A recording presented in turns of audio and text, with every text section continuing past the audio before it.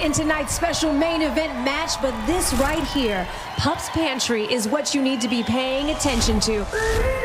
Your purebred deserves the finest luxuries money can buy. You would never give them that over-processed, low-quality stuff made from mutts. That's why Pup's Pantry uses the highest quality, all-natural ingredients.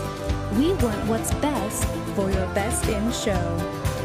Only champions choose Pup's Pantry. Now available at your local pet store. What was that? I don't know. You know, and we all have our 15 minutes of fame, and I'd like to take a couple of my 15 minutes to talk about the rights and the wrongs in the world of professional wrestling. And it is for the WWE Championship. This match is for the ECW World Heavyweight Championship. The World Heavyweight Championship.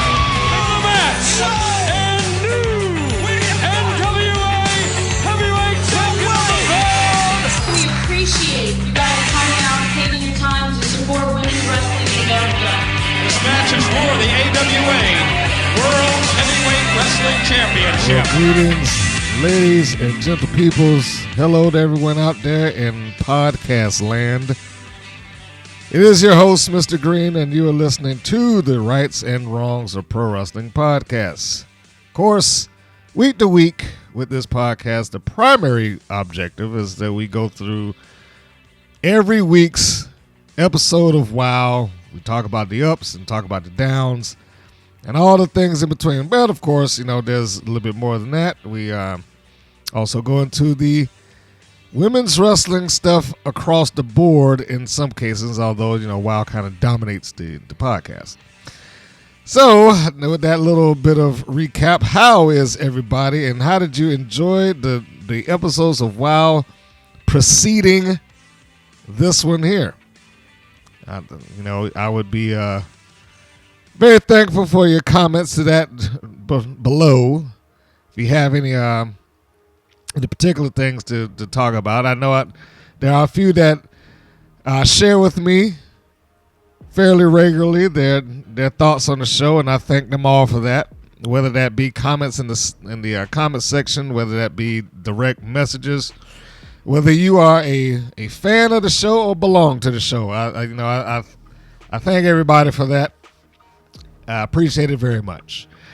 Also, I want to bring up, because I don't talk about it quite as often as I probably should, the post on our YouTube channel. Are you aware that there are posts that go up every week pertaining to whatever the most recent episode happens to be? Now, there are other things there also. There's some quiz questions, you know, that some of the press releases that they had got dropped there.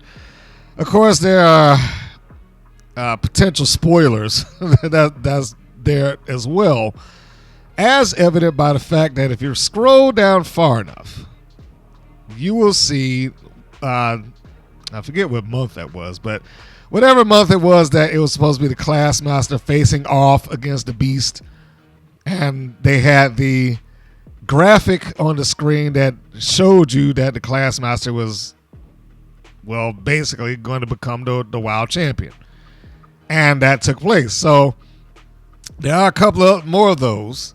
Now, whether that will actually take place or not, again, that still is up to debate, because as far as I know, there have been several people that have taken pictures / photos with championships that they may or may not win, if that makes sense, because they shot everything in advance and they probably did multiple versions of it. So if you go down far enough, you'll probably see pictures with tag team champions Tormenta and Princess Aussie.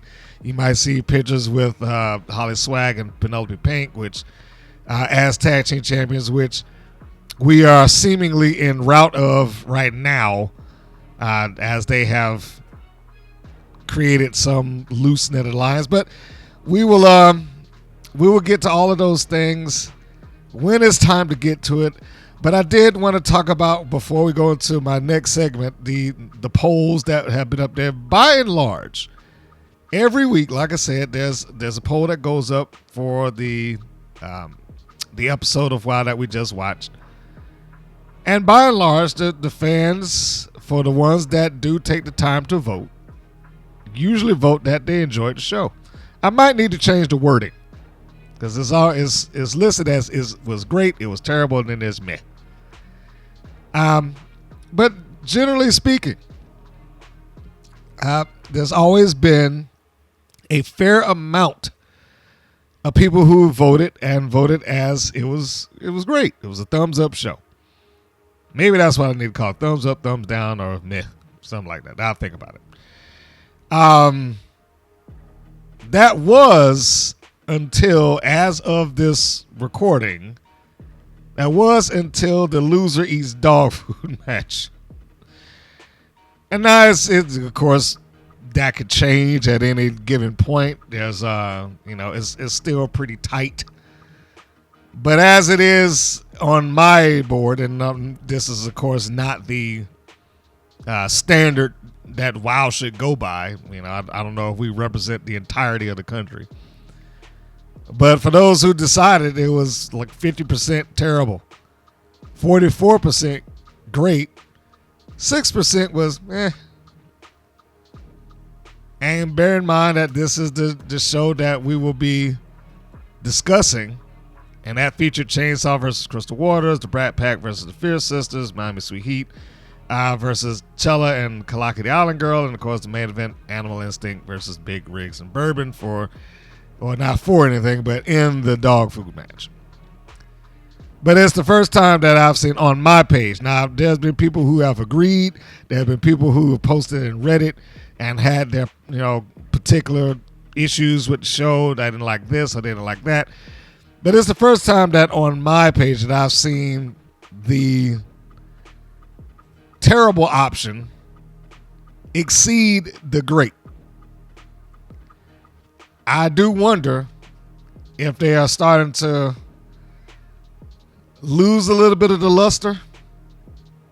But again, like I said, that has nothing to do with their nationwide product, because I would not even begin to suggest that the people that voted are the representative of the entirety of their viewership.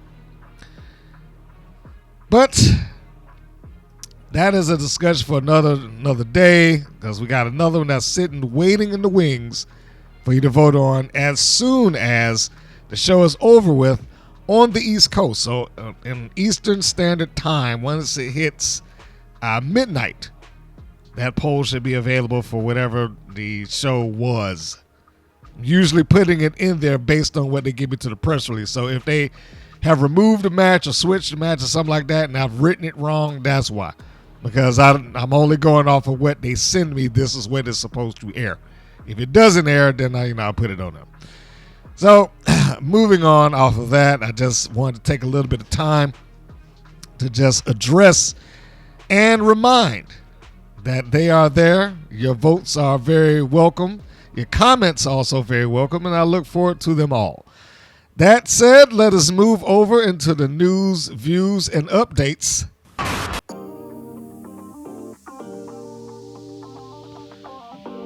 And what do you know is going on as I am recording this particular episode? It is Royal Rumble weekend. Yeah.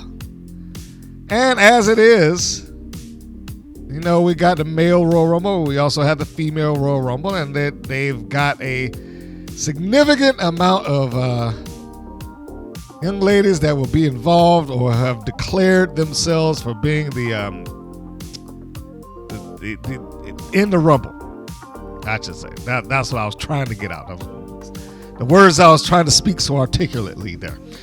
But yeah, that they have gone, and I guess that is the new phrase that the WWE wants to utilize. I'm declaring myself for the Royal Rumble. So I guess it's just a fairly easy thing to do. All you need to do is just get up on WWE's TV and just like, hey, I'm in the Rumble, and that's it.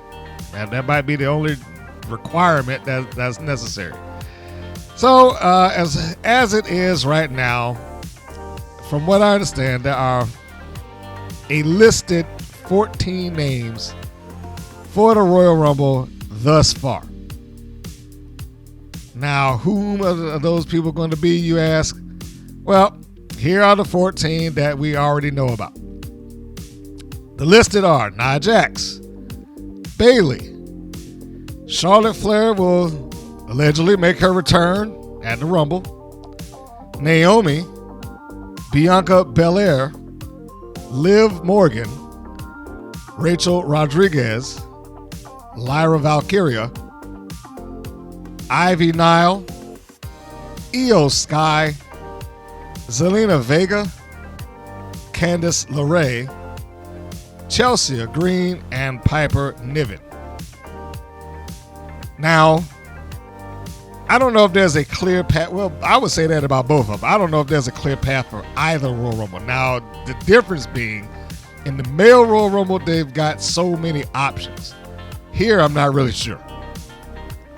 Like, I don't know if there's a clear-cut path for any of the ladies to win it beyond the fact that, I really need to learn to turn my phone off. Even when I record it way early in the morning, this thing starts chiming and ringing and everything.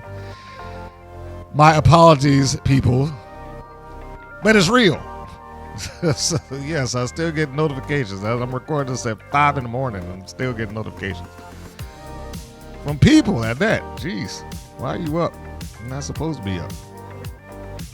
All right, there we go. That is now silent.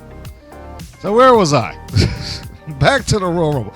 I don't see any clear-cut path for any of these ladies necessarily. Whereas with the guys, you got the CM Punk thing. I never had my main event. You got Cody waiting for somebody. So there's always I wouldn't imagine they would do it for a third time, but there's always the option that they might do a Roman and Cody third time's the charm. Who else do they have in there? You got to take into count Uso, main event Jey Uso, because he could go after Gunther. And those are just like the first three that hit my mind, but I shouldn't say three because Cody's not in it. It was Punk, Roman, and Jey. And there's a couple other ones in there that I'm sure the world would be perfectly happy with and elated to see them win. I don't get the same feeling with the Women's Royal Rumble as of yet. And it's a little bit late. So, considering that, like I said, I'm recording this at 5 o'clock. So later on tonight, when I run off to work, this will be airing. It is also not the best night if you are a wrestling promotion that airs on a Saturday night. Because I can only imagine, unless you just do not have Peacock to where you can't watch it, that this is going to eat into anybody's viewership that happens to be centered around pro wrestling. Make of that statement what you will. Saraya has confirmed that her AEW contract is up in September. Now, that is a couple of months away, but she has answered the question. I guess this is her final, theoretically, final year. Now, that's not, she may just resign. We don't know. Where has she done in recent years anyway? I'm not even sure if I've seen her, besides the win at Wembley, which I'm sure they did just because it was her home country. But besides that, I'm not really sure that she's done all that much in AEW. It's been very forgettable. But she was apparently encountered by TMZ at some point, and here's what she had to say about her contract. My contract is up with AEW in September, so I don't know. Maybe I'll stay with them, maybe not. I don't know. She was asked about WWE. She responded, yeah, I love WWE. I appreciate everybody there. They made me. They gave me my career, and I'm appreciative of that. One day, who knows? I love my time in AEW. Then she finished up with her being asked about her return, and she responded with, I don't know. I'm ready to go now. I'm just trying the best way to introduce me again. I would love to go against Mercedes. I think it's important. She ended my career in a way, and when she says ended my career, it was in quotations in the statement. So We know that her career isn't ended, but you get what she's saying. It ended in WWE, certainly. She ended my career in a way. It's wrestling. It happens. But coming back, it would really be great to face off with her.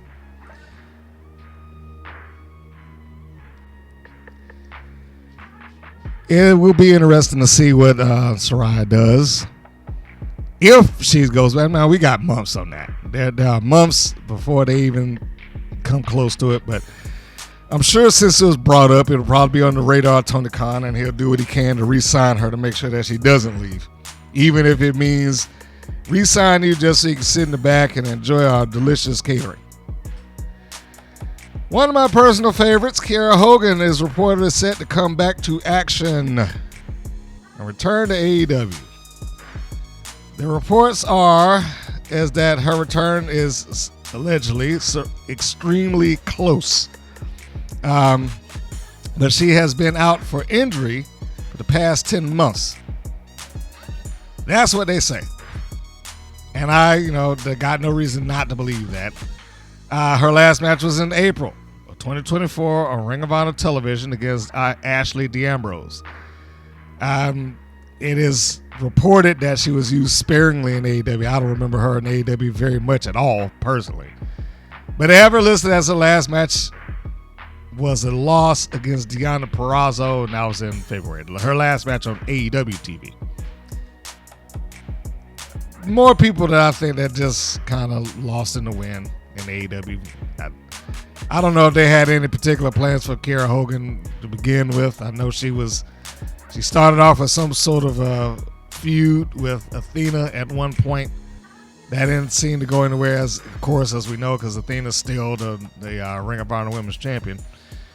But yeah, I love me some Kiera Hogan, but I don't know what she's done in AEW over the last couple of months. I think they're kind of wasting her. I mean, and she is somebody that, by all accounts that I can recall, was very, very dedicated to the wrestling business. Probably still. She was an absolute fan. So I know, if nothing else, she's accomplished far more in her career than she might have even thought that she would do. I mean, it was indies, and then it was high-profile indies, and then she got TNA, and then she went to AEW, and then by proxy of that, Ring of Honor. She's accomplished a lot. And a few matches on NWA television, if I'm not mistaken. And I want to say that her dream match, the one match that I knew that she wanted to have above all other ones, she got done in NWA, which I'm almost sad that it happened there. But her match against Mickie James, that was a match that theoretically could have been labeled as 20 years in the making, or something like that, because she is one of those people that went to the signings.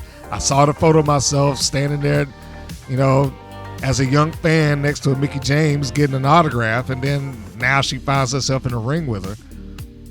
I really feel like that match was wasted in an NWA environment because not a lot of people saw it. Oh boy, it's a shame. But anyway, we are looking forward to her making her return. Good on her. I look forward to seeing what she can do, and maybe they will be able to do something good with her when she gets back. The Iconics, or the team formerly known as the Iconics, the Inspiration, are set for an in-ring return at Prestige Wrestling. This was listed as breaking news from Prestige on their X account.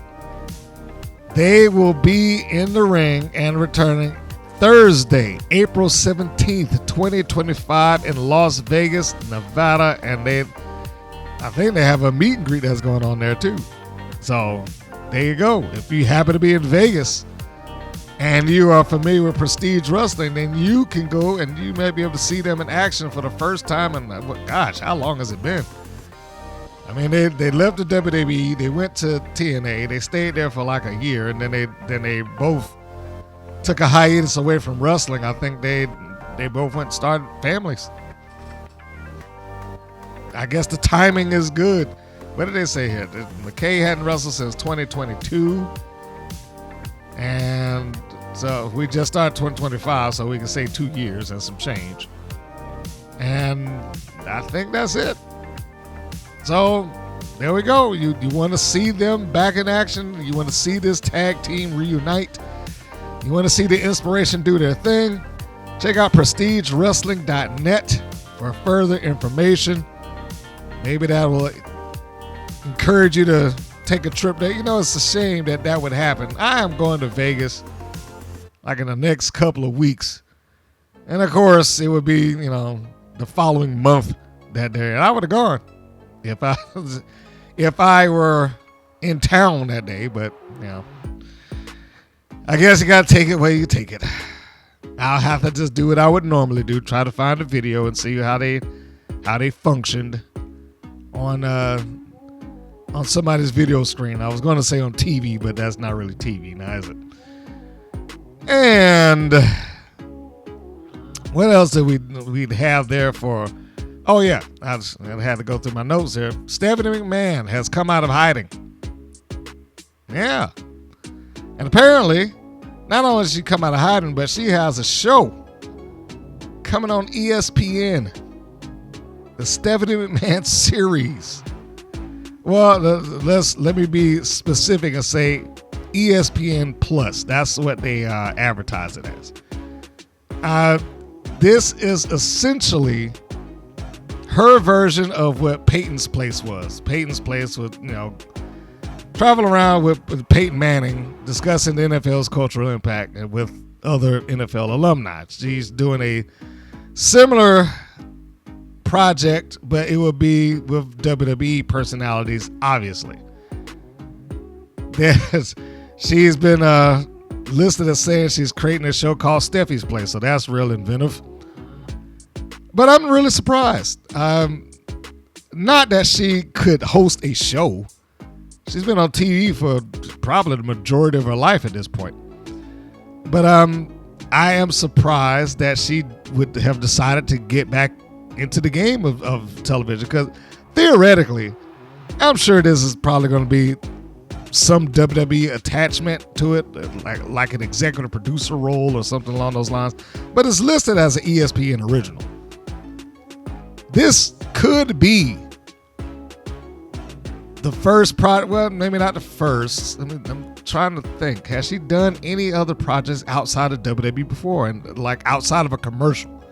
I know she's done some, commercials back in the day. What was that 1-800-COLLECT thing? But I don't know if she's done any series, like week-to-week programming, that was not under WWE's banner of some description. So this could be the first. In either case, I do feel that she is a nice enough or strong enough personality that could get people engaged. And she does have a name.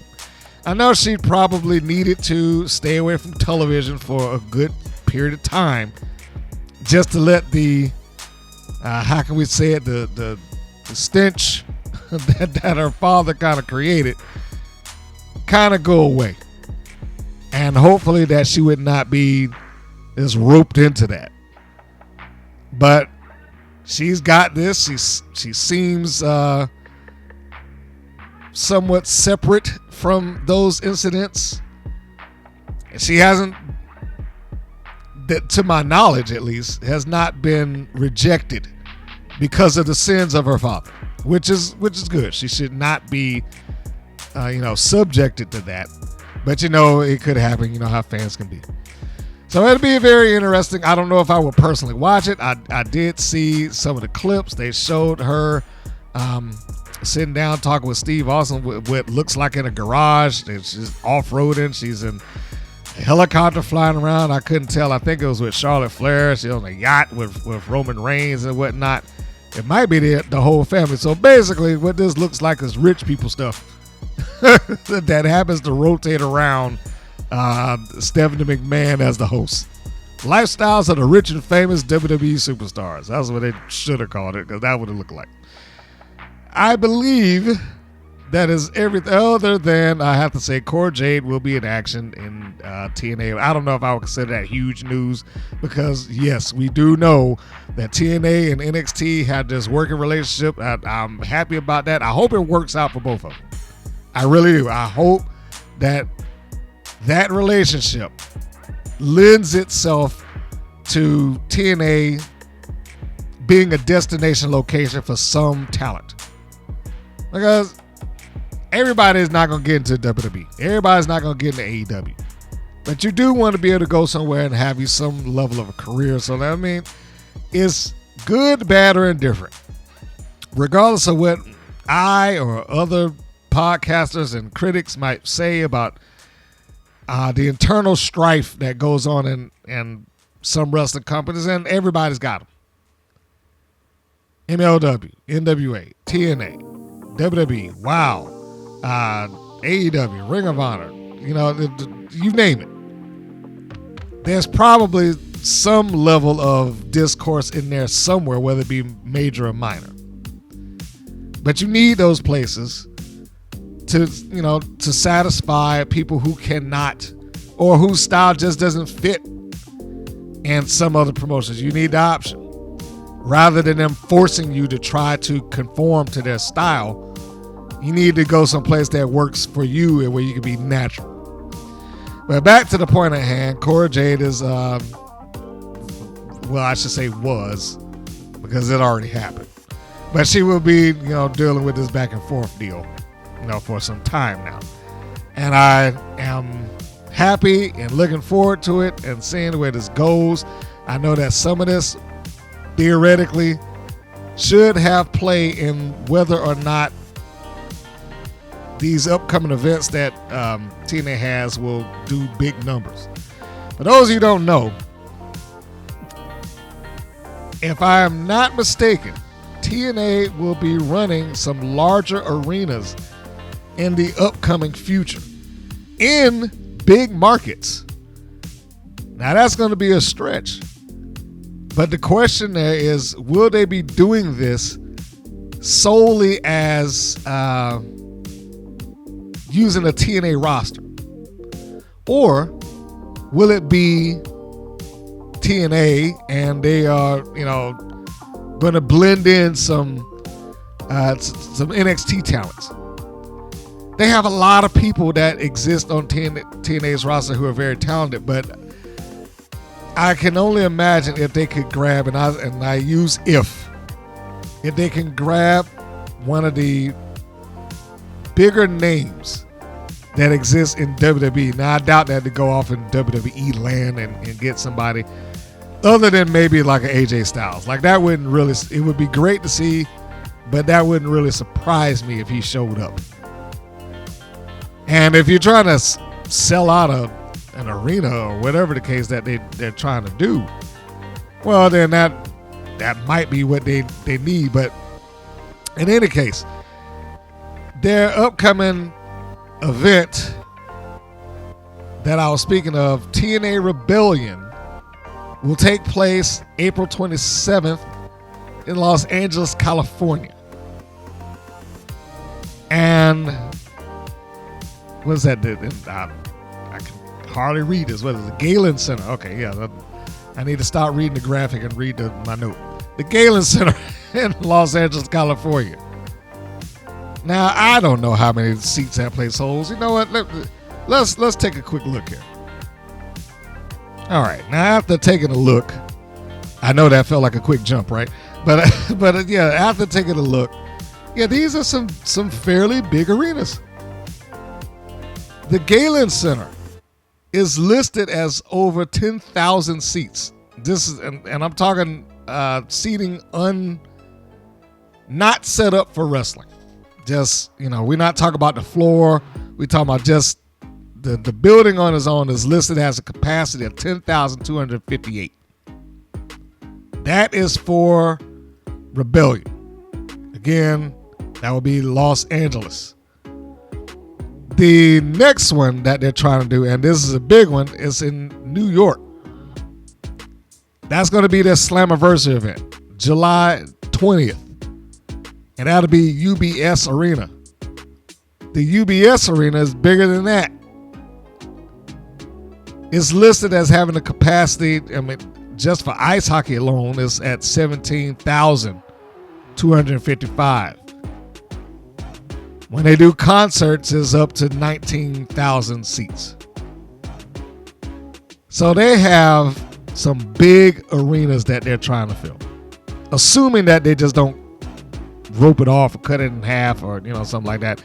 But they got some big arenas that they're trying to fill. Getting back to the point of that crossover, that might be the only reason that they're attempting these. But who would they be able to get from NXT that would help sell that place out? Other than like an Ethan Page or, because he was a top guy, but he was also a TNA guy. Would he have the same kind of appeal or cachet to make them file into that place? I almost feel like they have to have somebody from a Raw or SmackDown in order to make that work. I don't know if that's possible. Again, going back to the AJ Styles thing, that is a likely target in my view. I'm not saying that he's likely for them. I'm just saying that would be a likely thing like that they could build around. Coming home for one night only, whatever the case may be, is AJ Styles return to the place that made him famous, yada, yada, yada, yada. Because I don't know if anybody else in NXT could get that done. But getting back to the overall point, having this crossover, I feel is a good thing. They do seem to have, I'm not going to say pressure, but they do seem to have some very lofty goals in mind. They being TNA Wrestling, and I'm staying tuned to see how it goes. And I have nearly no doubt that this is, I'm pretty sure I brought this up in one of the other podcasts. I have almost no doubt that this is another chess move on the board, man.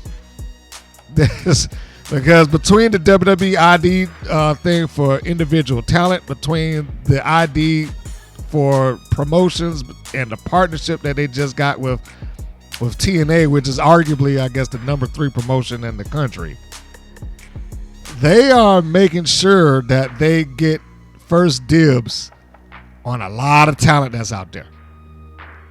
They are making sure that they're getting first dibs on a lot of talent that's out there, because I can only imagine if you are a wrestler and you're thinking about, well, where should I go? Beyond the money that might get thrown at you, if you had any aspirations of going to WWE at all, but TNA is the one that called you, and you hadn't heard anything from WWE yet, but you know that there's they got a little bit of a connection between the two of them, so maybe I go do TNA, and I build my name up there, and then I'm still on their radar. I might be able to get up in there. Who knows? It might just make TNA wrestling that much more appealing, is what I'm getting at.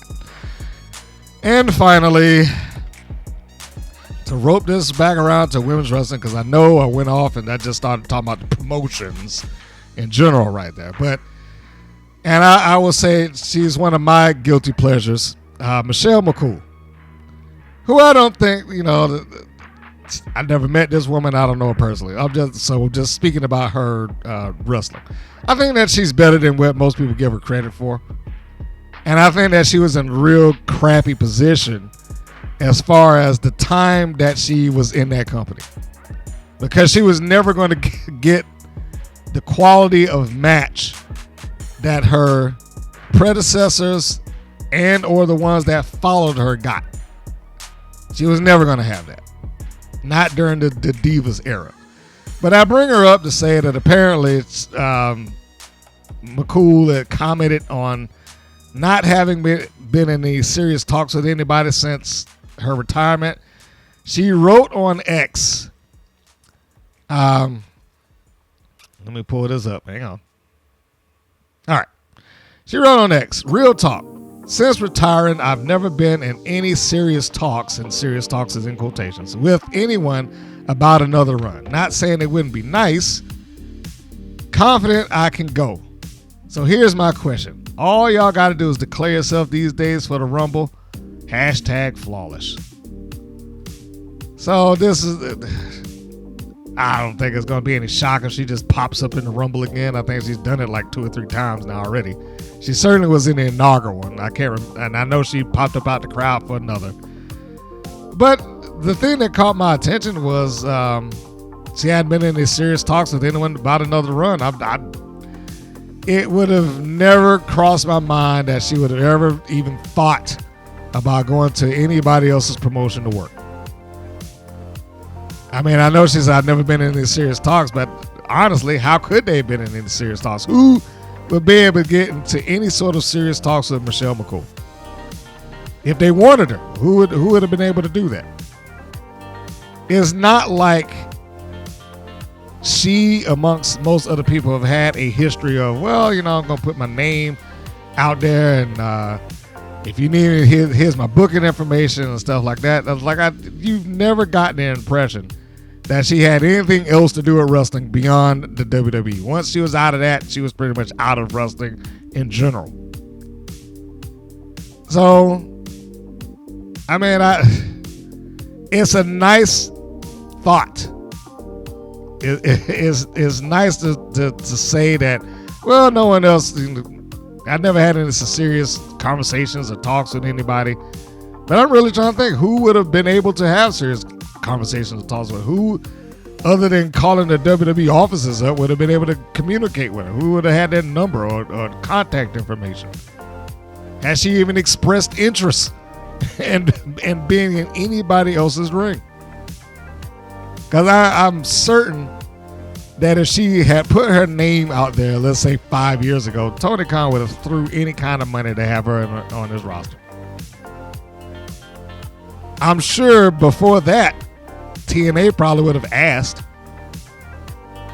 So I'm not sure what to make of that comment. I mean, it's like I said, it sounds nice, like, oh, I haven't had any serious talks, but really, and as much as I like her, who would have had talks with her? Who would have been capable of having talks with her is a better way to put it. But I digress. So we're going to get out of that and get ready for our review of the week. And boy, it is something. Before I even go into that, if you've watched this on YouTube, when I get out of the news, views, and updates, you might have been seeing a spot that this is unsolicited. I just put those banners that they had up on my own volition because I like the concept of their show. That's the Queen's Gambit thing that they had. But no, I wasn't asked to do that, I was paid to do that, nothing like that. I just liked the concept of the show. It's unfortunate that Jordan Grace, because the last time that I put that on my show, I was using the posters and designs that they had prior to her pulling out. Now, VIP Wrestling understood because she signed with WWE and those things happen. Unfortunately, when they sign off, they pretty much, unless they're going to tell them, hey, look, I got these things, these commitments I got to fill out or whatever the case may be, but apparently she didn't do that. She might not have felt like she had the leverage to do it. I don't know. We're not going to speculate. But she had to pull out, and that is a loss. But they also got Mercedes Martinez, so that is a gain. And I do believe that she will be taking the spot against Killer Kate where Jordan Grace was. So whereas I was really looking forward to seeing Killer Kate against Jordan Grace because I thought that could have been a career-making match for her, this could be the same thing. The only difference is that Jordan had a lot of spotlight on her then, so it would have drawn attention to the match just with her being in it. But Mercedes Martinez has always been one of my favorites. I think the world of her as a talent. And the one time that I did, and I'm so upset that Blog Talk Radio just wiped all my interviews out. But the one time that I did talk to her, she was very gracious. She was pleasant. She was wonderful to speak with. So in terms of in-ring work and personality, absolutely. I just hope that they being VIP Wrestling are able to get that attention back on them so that all those young ladies get the eyeballs on the product that they should. I am going to try to make it an effort to order that event in support of that. Because I like the lineup, I like the talent that's involved, and I want to see it succeed. So I will probably look at it. I know it's due to air on Title Match, but I will be checking it out and see where I can find it. And on that note, let us get ourselves ready for the review just after this break. We'll be back on the flip side. Stay tuned.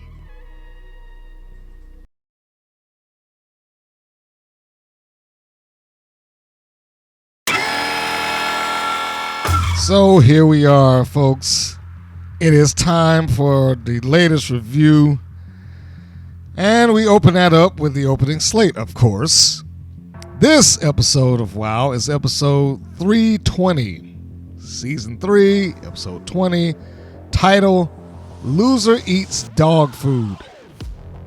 The air date, January 25th. The chronological number, 124. So,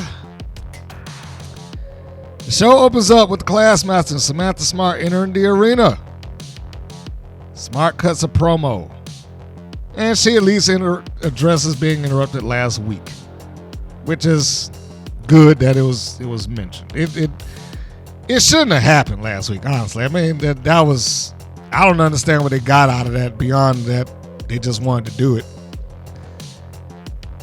But she comes out and she gives a promo and addresses that. It seems, or it feels like to me, a pretty workshopped promo. But she does put over the Classmaster. And I like that. That she, as the manager, does, try to elevate her talent. I don't like that the Classmaster is just kind of standing around and, hey, look at me, pointing a finger at her head and, with a book and all that stuff like that. It's just, for me, it does not do anything for the Classmaster, nor does it do anything for the title, nor does standing next to Samantha Smart do anything for her. Now, I know that is never going to change. I get that they are already in their way and they're not going to, unless they swap the gimmicks, probably not going to do that much with that pairing.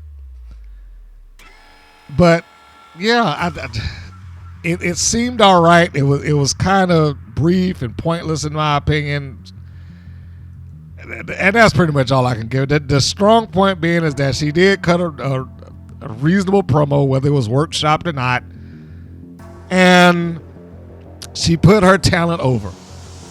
But she looks legitimately the same goddamn height as the Classmaster. So, I mean, even the visual of this does not make her look intimidating the way that they try to sell the Classmaster as being intimidating. She's too tall.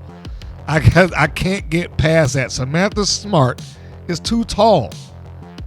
And this gimmick only makes Classmaster act ridiculous. The cap and gown is like that's the first thing you notice opposed to the belt. The belt should be what's on display here. And it's champion.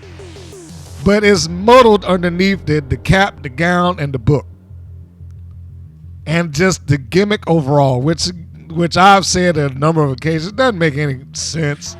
Because I don't know, what is she supposed to be?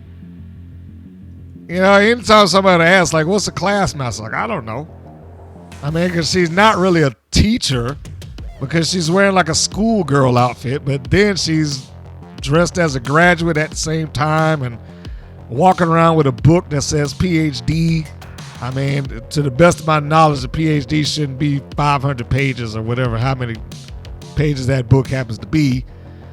So I don't get the gimmick beyond, like I said, that they just wanted something that sounded class/education oriented so that it could be applied to Samantha Smart. But that's all this was. It was an opening promo to sell the Classmaster, who hasn't changed enough, in my opinion. She still walks, talks, acts, and presents herself very silly on WOW's television. I cannot say that overall on the indies. She doesn't act dominant on that. She doesn't wrestle for her size on the indies, but that's a different story. So you have that, and Smart does her deal, and that's pretty much it. I don't know if there's anything really important that happened here beyond the gloating that you were going to get from your heel manager and her heel client. But she didn't, like I said, she didn't do anything to help facilitate this moment. Classmaster didn't say a word. She just stood there, holding the book, pointing her finger at her head, showing, just like making facial expressions, and that was pretty much it. I don't know. So moving on. The next segment is the first match, and that is Miami Sweet Heat with Lana Star versus Chantilly, Chella, and Kalaki, Kalaki the Island Girl. I was going to say Kalani, but there's no N in her name. Kalaki.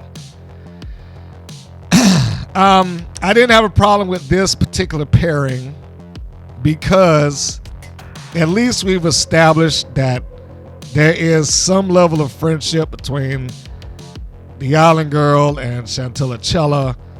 So it wasn't just some arbitrary or random meeting. They come out the ring. So, this is after, of course, the heels come out. We got Miami Sweet Heat, Laurie and Lindsay. They come out, and no, I'm not going to give the alliterations to their name because it's like once they applied that to them, they cannot say the names without saying Lovely Laurie, Luscious Lindsay, Lovely Laurie, Luscious Lindsay. You can just say Laurie or Lindsay. Doesn't require both. Does not require both, but I know that's probably a mandate inside of WOW that you have to use the alliteration because we love alliterations. This is the segment that showed the unaired footage of the previous week. Now, I don't mind this at all. Actually, I kind of like this because it felt a little bit more genuine opposed to the clearly manufactured things that take place in WOW. But they cut to the previously unaired footage, and we see Holly Swag and Penelope Pink, Alana Starr, and Pink is talking, and then Swag grabs the microphone and basically institutes the two of them as a team, unbeknownst and probably to an unwilling Penelope Pink. She seems very surprised at this. This is another case of, the Swag getting too big for herself, or, however you want to phrase it. What is with all the heels having somebody in their team or group that does snatch the microphone out of the hand of whoever's talking? It'd be their tag team partner or their stablemate or whatever, but what is up with that? Candy Crush snatches the mic from Coach. Gigi Gianni snatches the mic from Adrian the Gambino. Holly Swag snatches the mic from whoever happens to be holding the mic. Why is it that everybody has to have this designated jerk in the group that decides that, hey, I need the mic, give it to me? I don't understand, because it just seems like a lot of these things just get recycled amongst themselves, sometimes recycled before the last person's finished doing it. And this is one of those times. It just feels like this is a recycled act that takes place amongst all the heels that's in some sort of group in WOW. And internally it's like, well, there's no reason to change it. It all works. So anyhow, they show this. I'm glad they got it in because it at least sets up for wherever it is that they're going to. And it's not often that I'll give praise to or thumbs up or applause to them doing something. I feel like, all right, well, that at least takes you in this direction or, something like that. But good. They at least have that.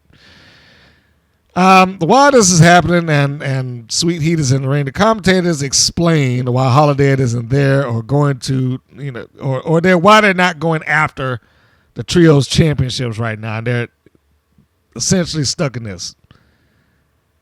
So I guess we have to make sure that people know, well, I know the last thing that you saw was them challenging for the Trios championship against Top Tier. But they're here now, and they're doing this thing. So that right there is the explanation that they got, that we got, as far as why the Holiday isn't there. I think they said she was injured or whatever. God, it wasn't that important to me, to be quite honest with you, as to why she wasn't there. All I knew is that she wasn't. They tried to explain it. I appreciate the effort of explanation. But I also feel like they being Chella and Kalaki probably shouldn't have been involved in this match to begin with, unless they had said something about that the Trios title is still on their radar. I would have preferred that they got the chance to explain that. I feel like I say that every week. The commentators saying stuff or filling in the blanks is not an issue. It becomes an issue when they're the only source of explanation. And a lot of times they're the only source of explanation. It just, they have to say it for the wrestlers or otherwise we wouldn't know, because the wrestlers don't seem to be able or capable of doing it themselves. So anyhow, the match, we can kick that off. It starts off with Chella and Lindsay. Now, the match in and of itself, I felt like was pretty reasonable. They didn't have a lot of holes in it. I've grown to dislike that aerial shot that they got with the crane, because a lot of times it feels like it gets applied when you're really making it a point that this thing is no good and these punches didn't connect or something like that. And it's kind of an awkward shot, at least for me. It started off fine, and I didn't mind it being used every once in a while. Now it's just done all the time. It was kind of like when I started with the Wild Steps. I was fine with the Wild Steps initially, but then it just turned into something that they did every episode. And before I knew it, I was like, God damn, can they find any other place to go besides having a conversation at the bottom of these goddamn steps? Well, that's what this crane shot is becoming for me. Started off okay, but then it is starting to turn into, I really don't want to see this crane shot anymore.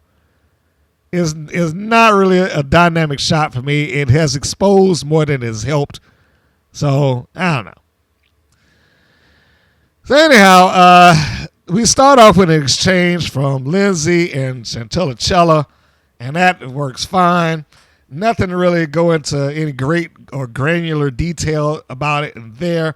They have a nice tag off with Chella and Kalaki. They performed the double elbow drop spot, which is pretty fun. There are points where I'm like, I don't know whether this is something that was intentional or whatever the case may be. There's a spot in the match where Kalaki is somewhat right back in her corner. I mean, she's literally right up against the turnbuckles. So I'm thinking, well, the saving grace of that is probably that she was likely in control.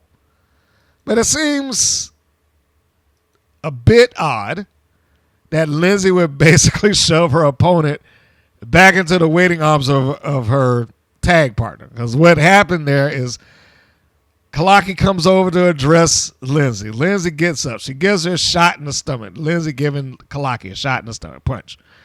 And then she shoves her back so that she can create some distance and she can make the tag. But she shoved her backwards directly into her, corner. And theoretically, if she wanted to make a tag, it would have been very easy to do. But she, chose the sides or chose to stay in. And then here comes Lori.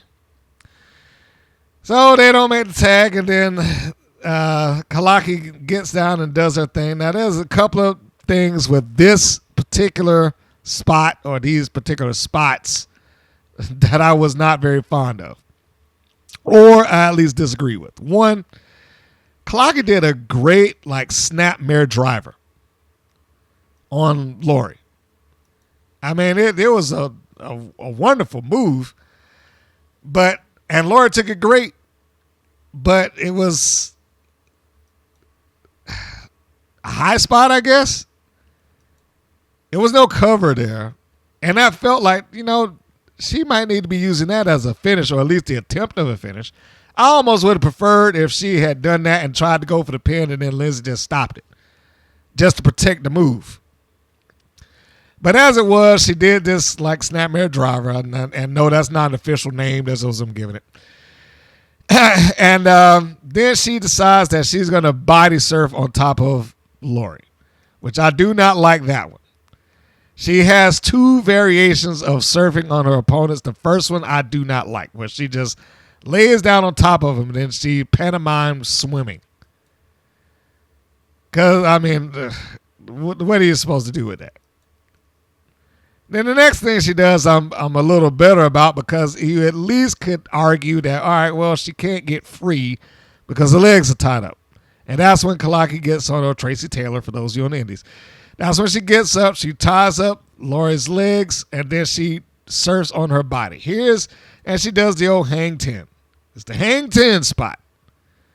But here's also where I'm like, I don't know what this is about or what they thought they were going to gain from this.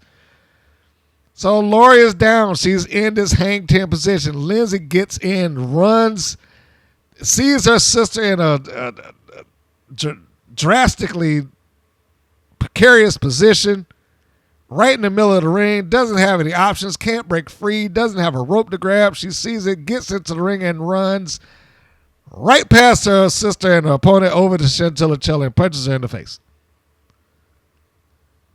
So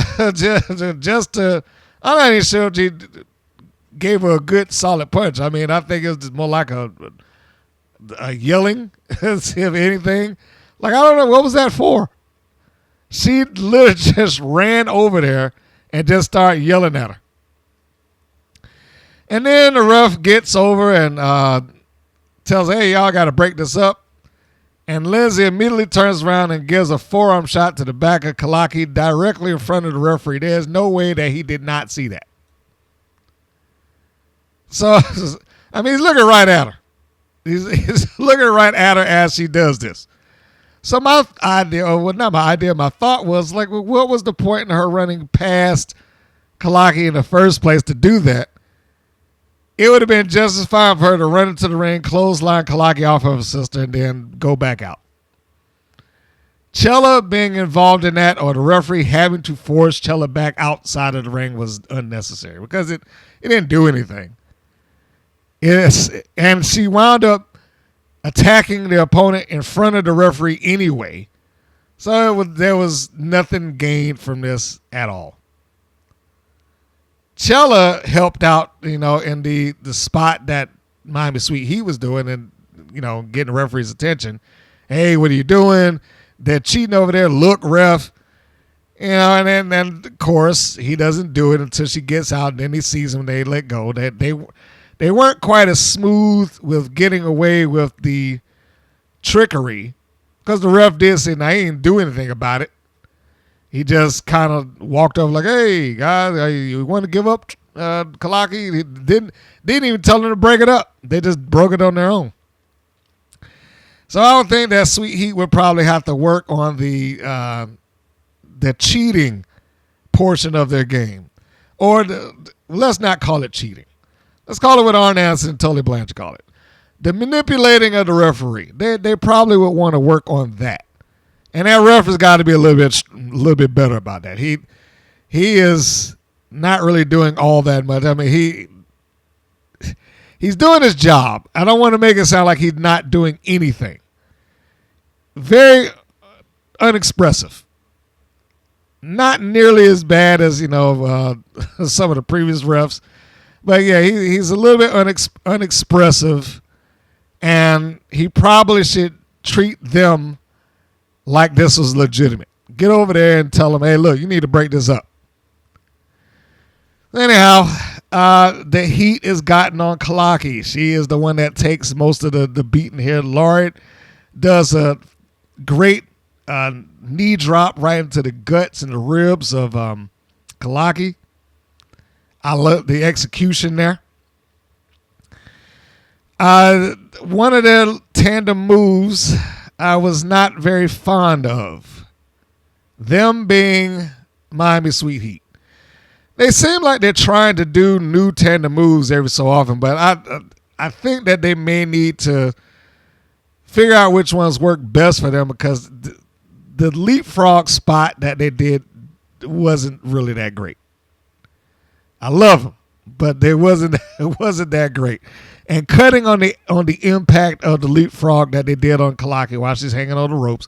If you didn't see it, Lindsay has Kalaki on the ropes. Her arms are like on the top rope, as Lindsay has both of her ankles suspended in the air.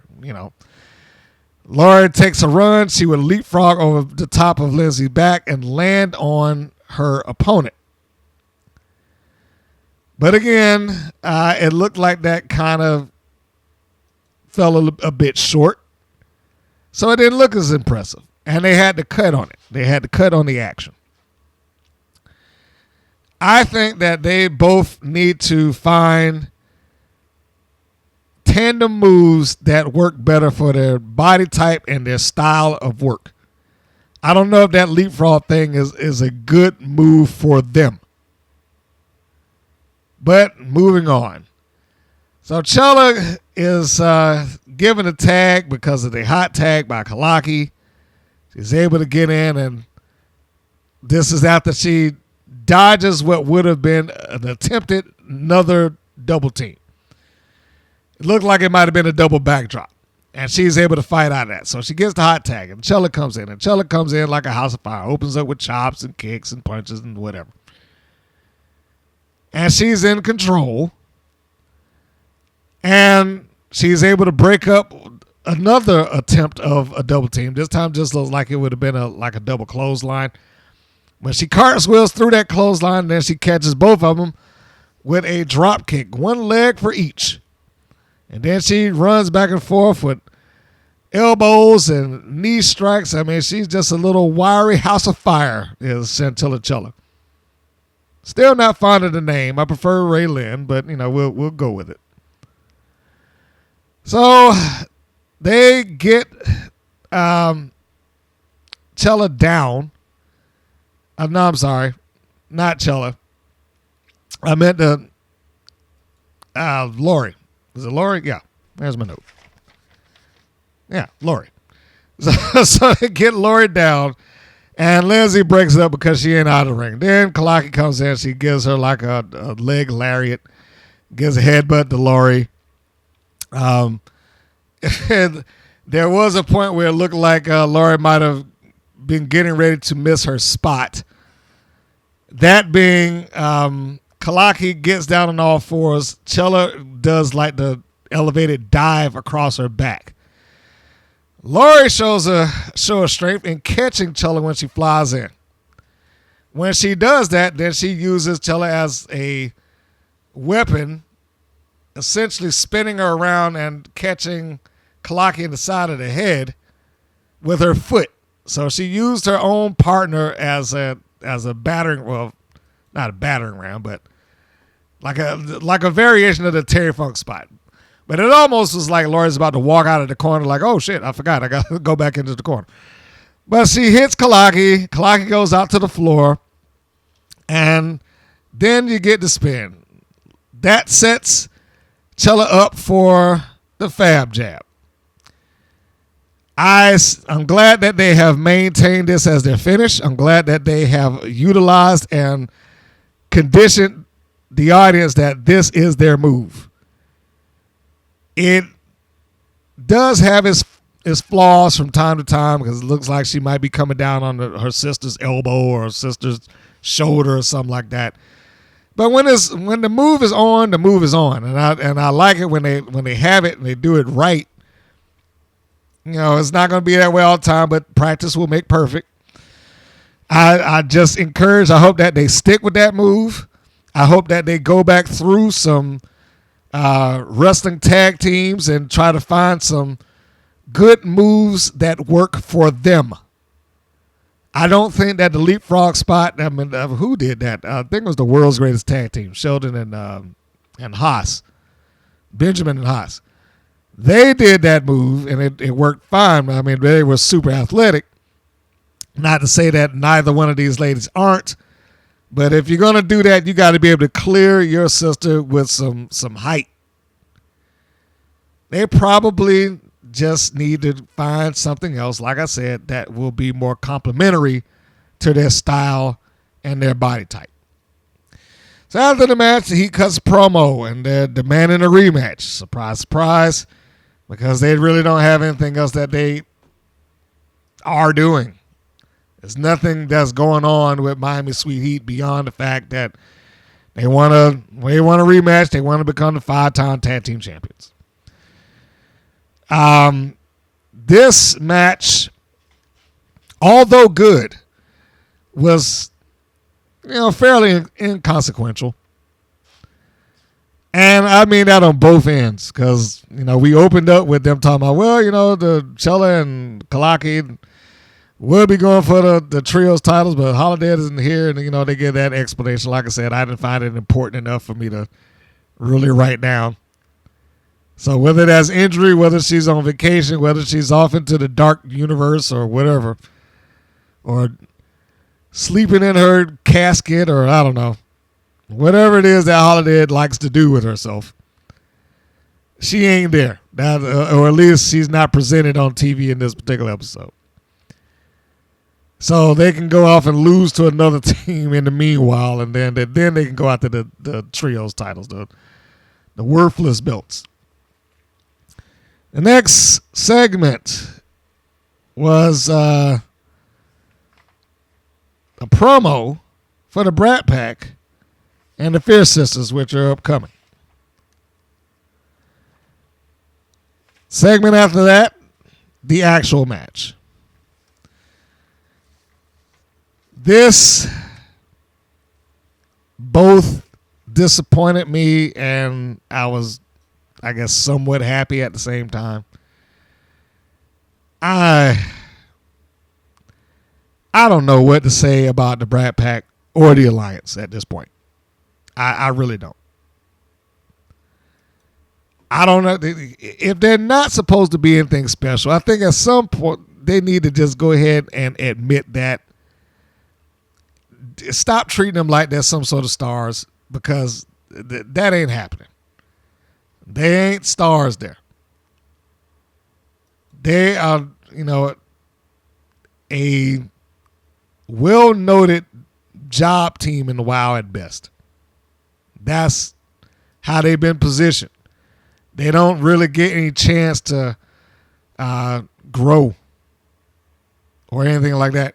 And, before I go any further, last time I was doing this podcast, I read some comments that were that was under WoW's videos, and again, I'm not going to read the name, but I'll just read this because this comment caught my attention. This person has comments under the Miami Sweet Heat, Chantilly, Chella, Kalaki Island Girl match. And he has about 2 of them, one of which I didn't think was a bad question. He asks, is the finisher by Sweet Heat the same finisher that Demolition does for their finisher? Well, to that person, I'm not going to put it on the page, but to that person, it is a modified version of that, whereas Demolition came off the second rope. And the opponent was already in like backbreaker position. So they weren't being spiked down to the mat also. The Fab jab, Laurie goes up the top rope. Lindsay has them suspended in air, not across her knee. And when she comes down with the elbow, the idea being the impact of the elbow, and she's going to ride that body down to where it's a side slam simultaneously. So theoretically, they would have more impact to what they do than Demolition did. Although the idea of Demolition was that they was dropping the elbow across your throat, so they didn't really need a lot of impact for that. But that wasn't the one. The one that got me was any plans for Miami Sweet Heat to win the WWE Women's World Tag Team belts or the Impact Wrestling Knockouts Women's Tag Team belts. And when I read that, I was like, all right, I appreciate that there are people that are still in the kayfabe universe of WoW, in the magical universe where all this is real. I can appreciate that. But at the same time, I'm like, all right, this person clearly doesn't understand how these promotions work. WoW would not have any say-so in whether or not Miami Sweet Heat will win either one of those titles. So if you happen to be listening, no. WoW is not going to do anything. Not they're not going to. They can't. They don't own those. They don't have any stake in it.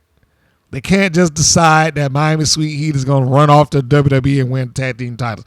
There's not some sort of universal governing body that exists amongst and over top of everything that has something to do with wrestling. I'm sorry, that doesn't exist. So you're probably not going to get that.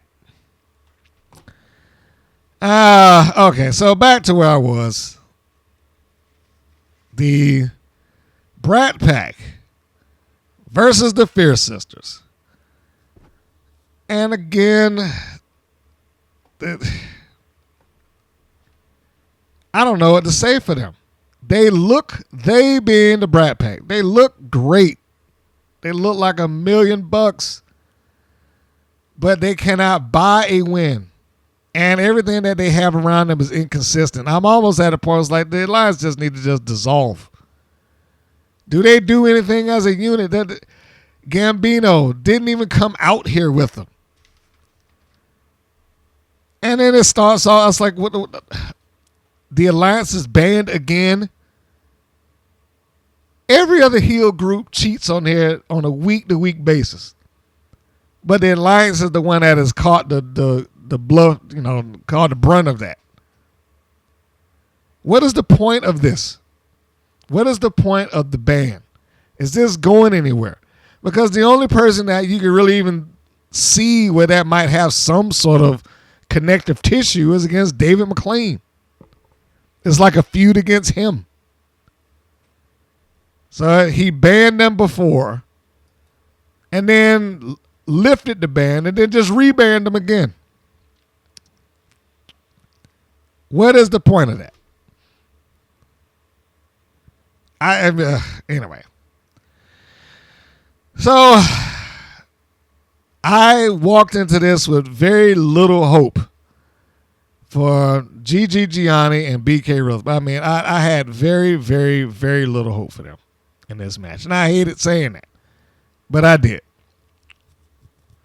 Now, of course, there's always somebody has got to do it. So I'm not saying that they're above taking a loss. But what I am saying is that if they are positioned or placed into what is assumed to be a top-level team or top-level unit, but yet and still, if you got 5 matches out of the Brat Pack, they probably have lost 4 of them. That doesn't do well for the group. It doesn't do well for them as a tag team. It just doesn't do well. So I don't know. What is this? Again, where are they supposed to be going with this? So the match in and of itself, we got Foxy Fierce starting off against BK Rhythm. Fierce essentially jump starts the match and starts throwing Rhythm around. And to her credit, Foxy in the opening stages of this looks good. She does a lot of yammering towards people. A lot of yelling at the crowd. That part, I wish she would kind of tone that down. I realize that she's trying to play it up for the audience and whatnot. But if we're going to use the acting scenario here, then let's go with the idea that, look, you are in competition. Yes, you can get out there and you can yell at the people, but you don't have to do it after every single move. That's not necessary. Do it, when you're starting to get your momentum going and you get them up, which is going to be hard to do because this audience is just in a constant state of applause. So they're not reacting the way that a normal wrestling audience would react, or I should say, the wrestling audience that you might be used to in a indie environment, or the other larger promotions where they wanted to see this. They paid money to see these people, and they know who all the participants are. They're pretty well knowledgeable about who's involved, and they don't just applaud just for the sake of applause. Now, of course, they might do stuff just to amuse themselves. Unfortunately, that does happen on the indies, but they don't just applaud just for the sake of applauding. So Foxy doing that here, I'm sure it works for the TV eyes. I don't know if she would need to do that everywhere. I doubt if she'll ever leave WoW, but let's just assume for a moment that she does. That's not a practice that I would encourage. Do that once you learn that you have gotten the crowd on your side and in your hands. Here, they walk into the room and into the arena and they're already applauding, so it doesn't make any difference. All right, so anyway, I just went off for a little while for that.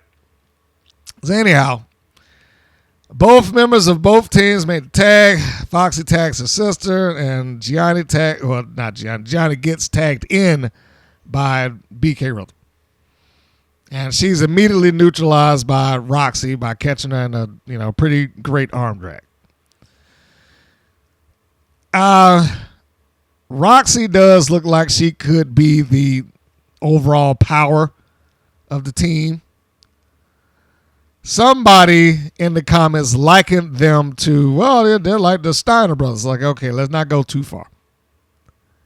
Because the only thing that would be comparative tissue between the Fierce sisters and the Steiner brothers that they're both relatives, they're both siblings. That's about it. I doubt that either Foxy or Roxy have any sort of collegiate wrestling background that they could apply to this company. That's what made the Steiners work, is that they were legit. But anyway, I'm getting off subject. So there's a backsplash on Gianni while she's sitting on the second ropes, and then we get a tag out to Foxy. She comes in. They set up the heart attack position where Foxy gets the clothesline and Roxy turns to a spine buster. It was a good move. And I'm glad that BK Rhythm got in there to break it up, because it didn't hurt the move, because you could argue that, well, they might have won if it weren't for, the interference of BK. Then Gianni is able to take the advantage. She gets hooked up into a full Nelson. We don't see the foot stomp because the camera's too close up on her. So you can see the motion of her breaking out of it that way, but we didn't see the foot actually connect with the other foot. And then Gianni catches Foxy with a low drop kick on the mat and puts it down. This is where the heels take control, but Foxy is still fighting. I'm going to give Foxy credit. She has improved quite a bit. She still has a way to go, but she's improved to some degree. The heat here is got on Foxy Fierce. I'm not going to go through all of it because this is another one of those cases of the match is not all that important. It might be important in the build of the Fierce Sisters, maybe. But that's about it.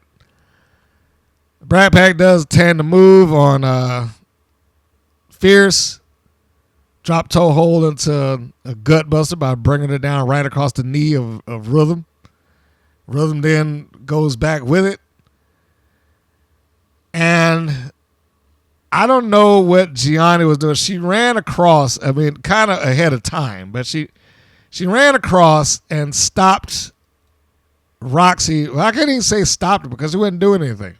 She was standing there on the apron. Gianni gets down and she runs across as BK Rhythm is beating up on the sister and yanks Roxy off of the apron. And it just so happened that this is the time that Foxy is able to get a pinfall she's kicked out of, but is kicking her towards her corner. And then she goes to make the tag, and then her partner's not there. This is one of those moments like, all right, that might have been a little bit too convenient in timing. But, you know, I got where they were trying to go with it.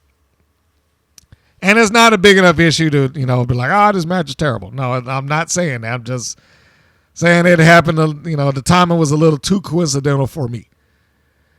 So the Brat Pack are beating up on Foxy, and she's trying to fight herself out of the corner. And Rhythm is coming in. She gets caught with the feet. And she gives the elbow to Gianni. She catches the feet again of Rhythm, or Rhythm catches her feet. She swings it away, but then Foxy swings it back and kicks her in the head. Then makes a diving roll towards her partner, her sister, and she's in the ring. It was a good hot tag. I think, got to give him that. It was a good hot tag by Foxy Fierce. So Roxy comes in. She looks good. She's firing off shoulder blocks, sending them down to the mat. Again, looks like she could be the legitimate power of the team. I would hope that she would work on and develop some power moves to complement that. She essentially goes right through both of them.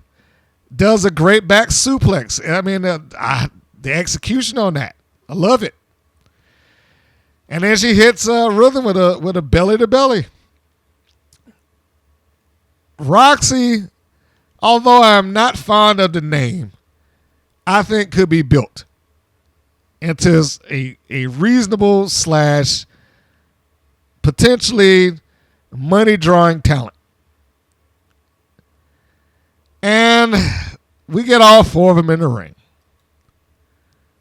Here they go with the old do-si-do. The heels had the baby faces in the corner. They're about to whip them in together. The baby faces reverse it, send both of the heels into each other, and then there's a roll-up on both sides. And 1, 2, 3, they are both down for the count. And the Brat Pack have lost another one. Now, I will just go ahead and say, I am never fond of the idea that the referee cannot see the shoulders of the person that he's counting. And there was no way that he could see the shoulders of the person he was counting. Now, that's just my own personal pet peeve. Because I saw it too many times where the refs, because they knew what the match was supposed to be, they'd just start counting anywhere. Especially on the indies, they'd be at their feet and start counting. It drove me nuts. Now, the only thing that makes it palatable here is that he's counting two pinfalls simultaneously. But that's about it. Other than that, I would say no, don't do that. Find the spot that you can count them at where you can actually see the shoulders. But if you can't see them, don't be making the count. But I wrote down, I was like, all right, congratulations. They win with dual pins. I wrote this. Brat Pack is being jobbed out. No momentum for them. Lost cause. How much more losing can the Brat Pack take? Now, are they being jobbed out? And I should clarify, probably not. They're not losing week in and week out. They just don't win anything significant. You would have thought them being involved with and joining the alliance would have altered the path of their in-ring careers at WoW. It does not seem to have done that. As I said at the beginning of it, what was the point of that ban? What was the point of that? If they were just going to release it and then turn them around and ban them again, and why is he so fixated on dishing out Law and Order to the Alliance and everybody else gets nothing? No one else gets that. They barely get admonished. They could just be, they could cheat right in front of his face. And that's pretty much all they'll get. It's like, oh, wow, Holly Swag used the rock in the sock again. And that's it. And they'll just move on. When Nigel brought it up to him, his response was, yeah, that's a good question, Nigel. Never answered it and just moved on. It is so inconsistent with that. And it's made me lose all faith in the alliance. They just now feel like a team that's just there because we don't know what else to do with you.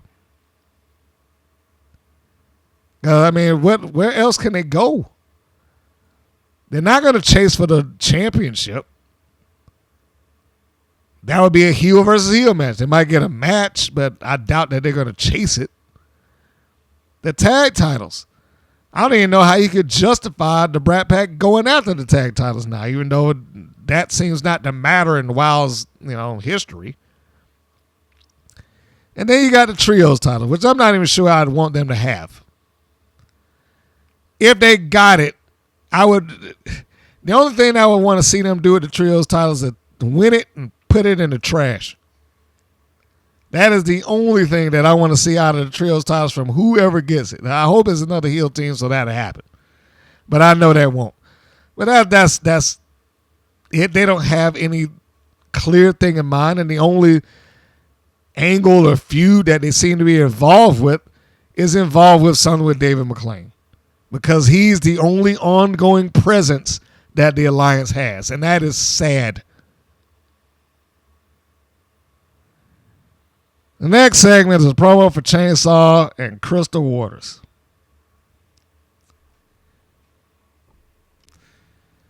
The next segment and match is the only singles match that they have on the show, and that's Crystal Waters making her return, apparently, against Chainsaw. And not only is she making a return, she's making a return in a brand new outfit. No longer does she get to come outside and rip the pants off of herself and have them screw up on camera constantly or whatever. She just has one big unitard that she can wear and come out there and wrestle in. Of course, she comes out after Chainsaw and Dante.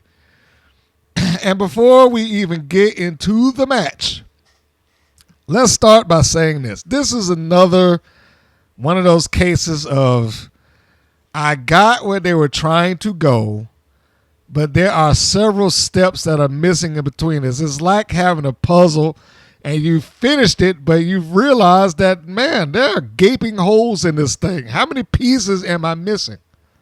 Well, that's what this angle is with Chainsaw and Pep Riley. It's a puzzle that you've laid out on the floor and you've gotten a bunch of the pieces in place. But then you're done, you've gotten all the pieces that you have to your use in front of you, but you still got holes in this puzzle. It's like, God, what happened here? I still can't see the full picture. Something's wrong or something's missing. This angle, not the match, but this angle skipped over certain parts. Specifically speaking, where did this concept of Dante suddenly wanting her sister to be just like uber violent to people come from? I'm sure they could pass it off like, well, yeah, she's a monster, so therefore she's supposed to be violent. But you've not seen this thing get built. Anyway, I'm getting ahead of it. So, and the reason I'm getting ahead of it because this is a squash, as it should have been. First off, let's start with that. This should be a squash. There's no reason that Crystal Waters should get in anybody's ring right now and last beyond 2 minutes. 3 maybe. I'm sorry. My opinions of Crystal Waters, as lovely a young lady as she may be, and she might be, wonderful, smart, they are asking too much of her. She does not need to be on national television. And they need to do something about that before she gets herself hurt. And I'm not saying this to be mean to her, I promise you that, but if they don't get her polished up, it's not going to end well for that young lady. She's going to get hurt in that ring if they don't do something. Now, this wasn't a full-on case of that, but it could have been. One of the things I noticed with Crystal Waters is how she hits the ropes very light. Now, I know that is not a big deal, but she hits the ropes very, very light. It's almost like she's just going through the motions of running the ropes. She doesn't attack them. And that's a term I heard somebody else use, so I'm not going to sit up here and be like, hey, you need to attack. But that's something that some other people like to use. Like, look, you're in this thing, you're running the ropes, you're bouncing off of, essentially for rebounded momentum. Don't just lightly come across it, and that's all it looks like. It doesn't look like she goes into the ropes at all. She just kind of runs, taps it, and then turns around the other direction. So anyhow, it starts off, Crystal Waters tries to attack Chainsaw. Nothing that she does is having any effect. Good, because it helps Chainsaw maintain her monster status. I have also stayed with the concept that as green as Chainsaw might be, she is able to get away with it because of the persona that she portrays. She won't be able to do it forever. I mean, at some point, even the monster has to evolve. Like, there's not been any monster that's been in anybody's wrestling promotion for a significant amount of time and remained a mute and grunted and have no intelligence and this, that, and the other. At some point, they have to grow out of that. Now, I'm not saying Chainsaw is there yet. She's not. She still got some mileage on the monster meter before she needs to start speaking words. But at some point, it's going to change. They can take advantage of her being green and, doing stuff like this now. But it will change eventually. One of the spots that I have going on here is that Chainsaw catches Crystal Waters behind her back. Like, Waters tries to catch in what appears to be a crucifix. This is like the second time that I've seen the crucifix spot happen in a while, and it didn't really go all that well. Like, the person applying the crucifix doesn't wrap their legs around the arm of the person they're in, or that's catching them. And this wasn't any different. But fortunately, Chainsaw's a big enough, strong enough lady that she was able to carry her right over to the corner, place it on the top rope, and then she's getting instructions shouted at her by Dante, who, for whatever it is that she's saying. And you see Chainsaw saying no, like she doesn't want to. And then she applies like a stomach claw onto Crystal Waters. And as that stomach claw is released, then Waters just kind of slips and falls down, which could have been nasty. They cut away from the impact, so I don't know how bad it was. But it's moments like that she legitimately scares me at times. Because the timing might be off, how she takes the bump, how she does, runs ropes and stuff like that. She legitimately will scare me at times. That's why I'm like, Crystal, I don't care that you like her and that she's a sweet girl. Train her up to where she's more efficient in the ring so that she does not cause a problem for herself or cause a problem for somebody else. Because I can tell you, if she was out anywhere else botching up like she did on the Wild, she'd have been cussed out in the backstage by now. I've seen it happen. Especially when something goes wrong, even if the audience does not know it went wrong. I got one on my page right now with Brooklyn Creed verbally blasted this girl in the backstage because she had knocked her out in the middle of the ring. I was standing like 3 feet in front of him. And I didn't even know she was knocked out at the time because it was a three-person match. And fortunately, the third party, Saradox, picked up on it and took the offender. Well, I'm not going to keep her name because I don't even think she wrestled anyone. Megan Moxley was what she worked under. And she took her out of the ring to, kind of stall because Brooklyn was supposed to go over. And she did. But when, after she got her senses back, because I think she had told, when I asked about it, I think she had said something like she couldn't see for a little while. So anyhow, I know I'm breaking off into a bit of a story.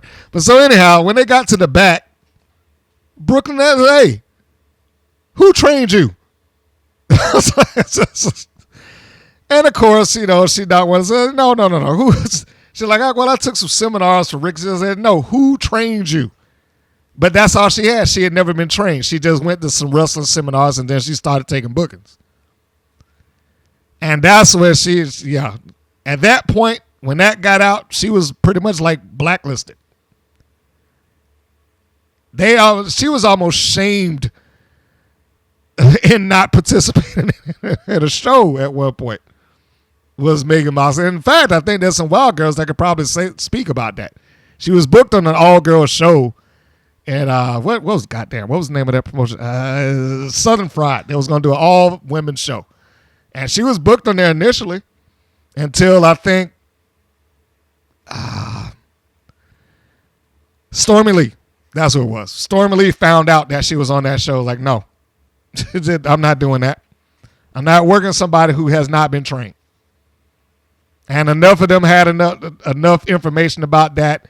And once that passed around that group, they was like, nope, not doing it. And then she got pulled off the show. All of that to say, the only shield that Crystal Waters has in this particular case is that she's on WOW. And, maybe she just works better off camera. I don't know. But they probably need to get her in a position where she's a bit smooth. Now, I would say, admittedly, she's better than what she was that I saw last season or the last time that I saw her. But I'm still concerned about her, both to herself and her opponent. So getting back to the match, Waters is, taking the beating. Like I said, this is a glorified squash. She gets put off in the middle of the ring. Chainsaw catches her with a leg drop, brings her mighty leg down across her throat, and then she decides to pull at Crystal Waters' nose for some reason. I don't know what that was about. I mean, it wasn't even designed to like hurt. It's just like, I got your nose. It was kind of like that. It probably would have been more in line with her just to fish hook Waters or rake her eyes or something along those lines, not just let me pinch your nose. So it's those moments where I'm like, I don't really get that. And the same thing with Dante. There's a point in the match where Dante is interfering to Crystal Waters, but all she's doing is messing up Crystal's hair. This was after the spot where Waters fell down in the corner, and she, like I said, we don't know how bad a bump it was because they cut away from it. But while Chainsaw had the attention of the referee, Dante, which on the one hand, I'm happy that Dante at least attempted to interfere. On the other side of that, she needs to interfere more efficiently and something that looks verbally more assaultive. It looks visually more assaultive. Because all she did was she just grabbed her hair and started kind of messing it around. I was like, well, what's that supposed to do? Other than she had to redo her hair. If I don't know if Dante hears this, but if I had anything, I was like, practice doing a choke. Raking the eyes. Or something along those lines that look like you're causing some level of damage to the opponent. Just mussing up their hair by raking your fingers through it doesn't seem like much of a hindrance. It seems like more of an annoyance than anything. Same thing with that nose pinch. Seems like more of an annoyance than anything, opposed to, oh man, this is this is really dangerous. It just seems like, how? Why'd you do that for? You pinched my nose. So in any case, Chainsaw gets Waters in a camel clutch. She's able to get herself up to her feet. She drops Chainsaw's head across her chin like a little jawbreaker. But that still isn't enough. Chainsaw's able to drop her again, and then she hoists her back up, and she gets in chokeslam position. Walks her around so that all four sides can see her. Then she turns it, and then gives her a great chokeslam. Now, the chokeslam, that thing looked like it could have been nasty. Fortunately, it wasn't. But for a second, I was like, man, it looks like Waters might have over-rotated and came down on her head if she had gone up an inch or two. So, like, that could have been nasty. But fortunately, that wasn't the case. It looks like she did a better job of selling that and making that chokeslam look good because it got some oohs, when it took place. I will reiterate, I think the margin for error probably was a little tight. I would still work with Chris. Look, she probably has potential in front of her. But at the same time, look, she doesn't have to be on national TV right now.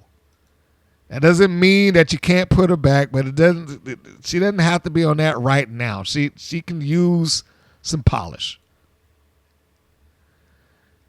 So that's what happens. She hits with a chokeslam, yanks her over, gets the pin. And then Dante, for whatever reason, gets in there like, get her, hit her again. And, she tells her to give her a splash. And Chainsaw gives her a splash. Then Dante said, I'll do it again. Get another splash. And she's telling her, and she does it again. So she gets 2 different splashes. And now Dante is saying one more time. Now, we know that the commentators, matchmaker, master of security, and or fair play is sitting here calling this. Not saying or doing it, not saying, hey, security, get out here and stop this. Nothing. Just, let me watch these two just demolish this young girl. Unfeathered, no resistance, no attempt to save her or nothing.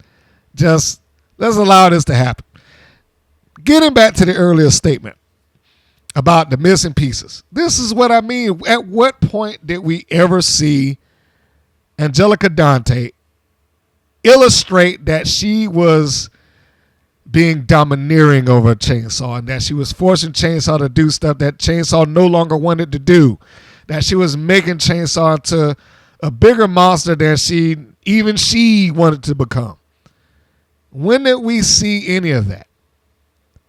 We've heard it, but when did we see any of that? That did not happen in front of our eyes, pronounced correctly, in front of our eyes, so that we could understand the conflict here. We never saw Chainsaw's conflict. The angle more or less began already in progress.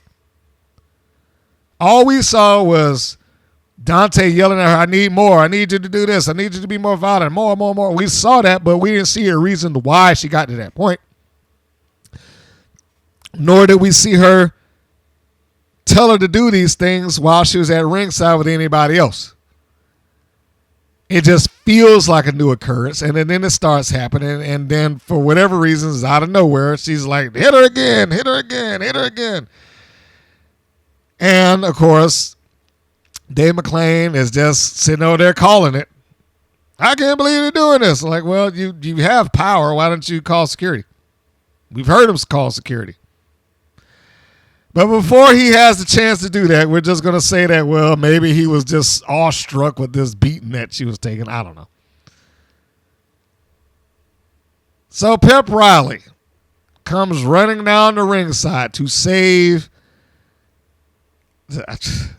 I was going to say it came down to save Crystal Waters, but I'm not.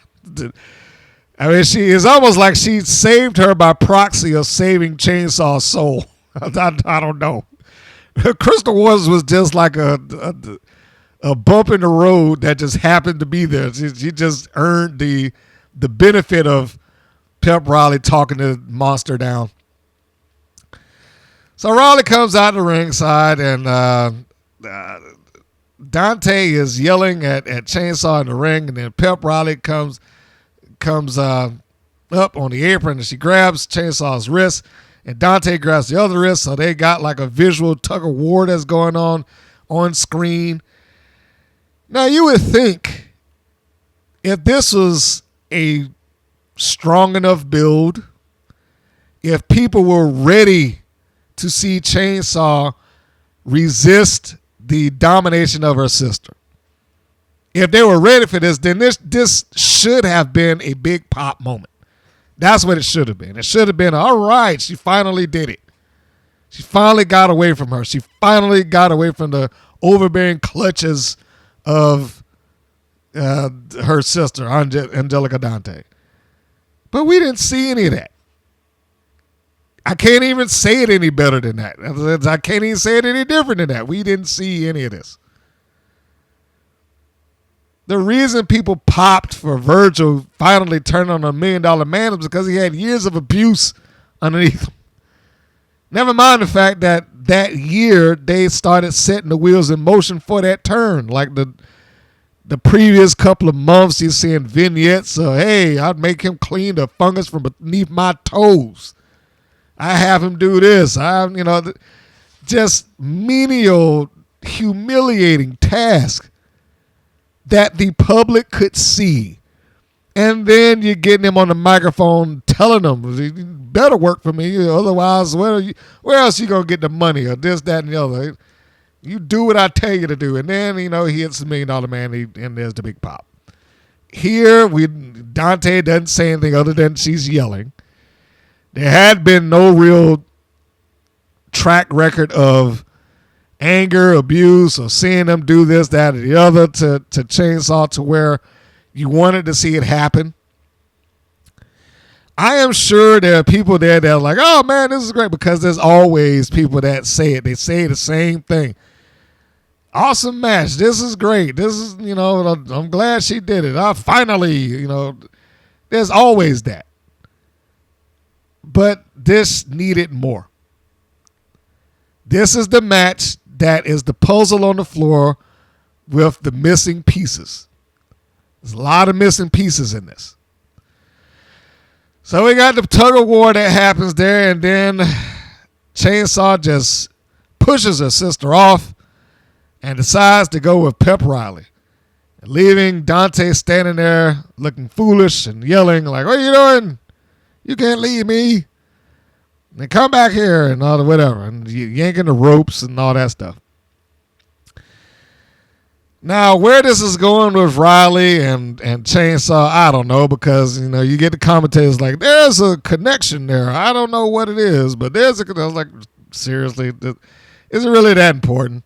What kind of connection that they have? I don't care. They've not given me a reason to care beyond the fact that they just giving each other flowers. And I was fine with this angle when it started. I really was. I was, and I'm not against it now. It's just another one of those angles that just did not do enough for me. It didn't have anything to it.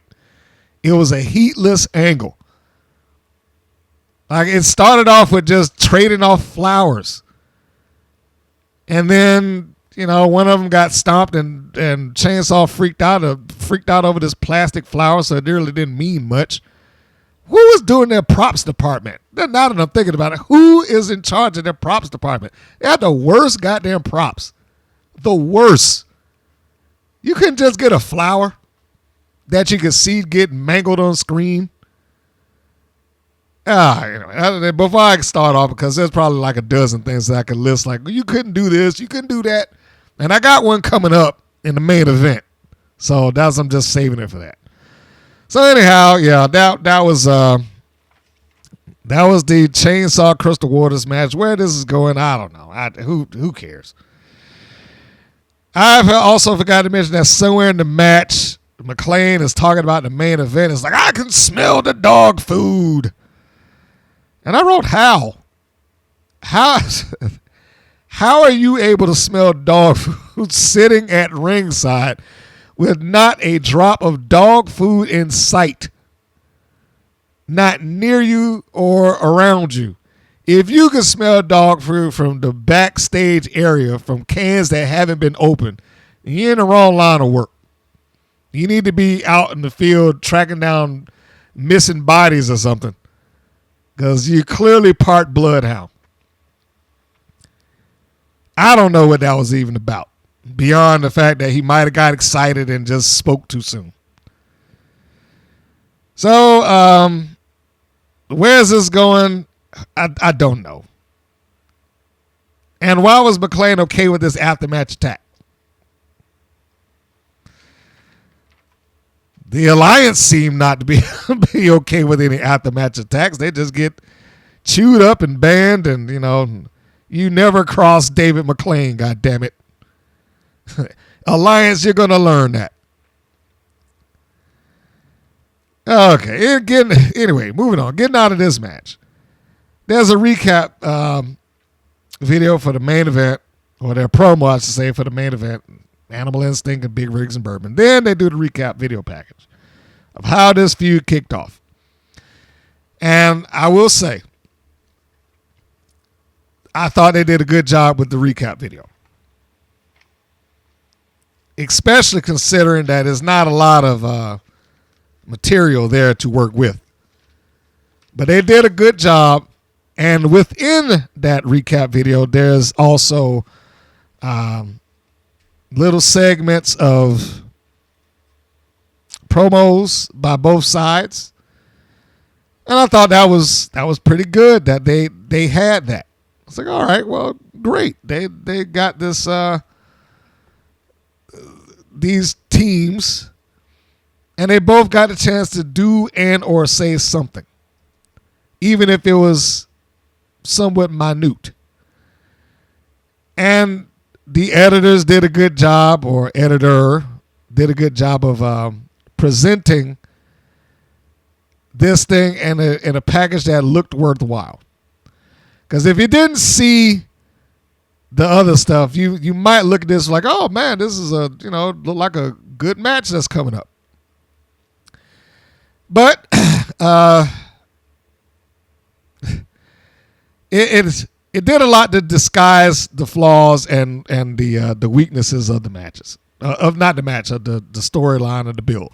That's what I meant. It did a lot to do that, beyond the fact that it was still Dave McLean that was on camera, like, you're gonna have a dog food match, and he's trying to hype up the crowd.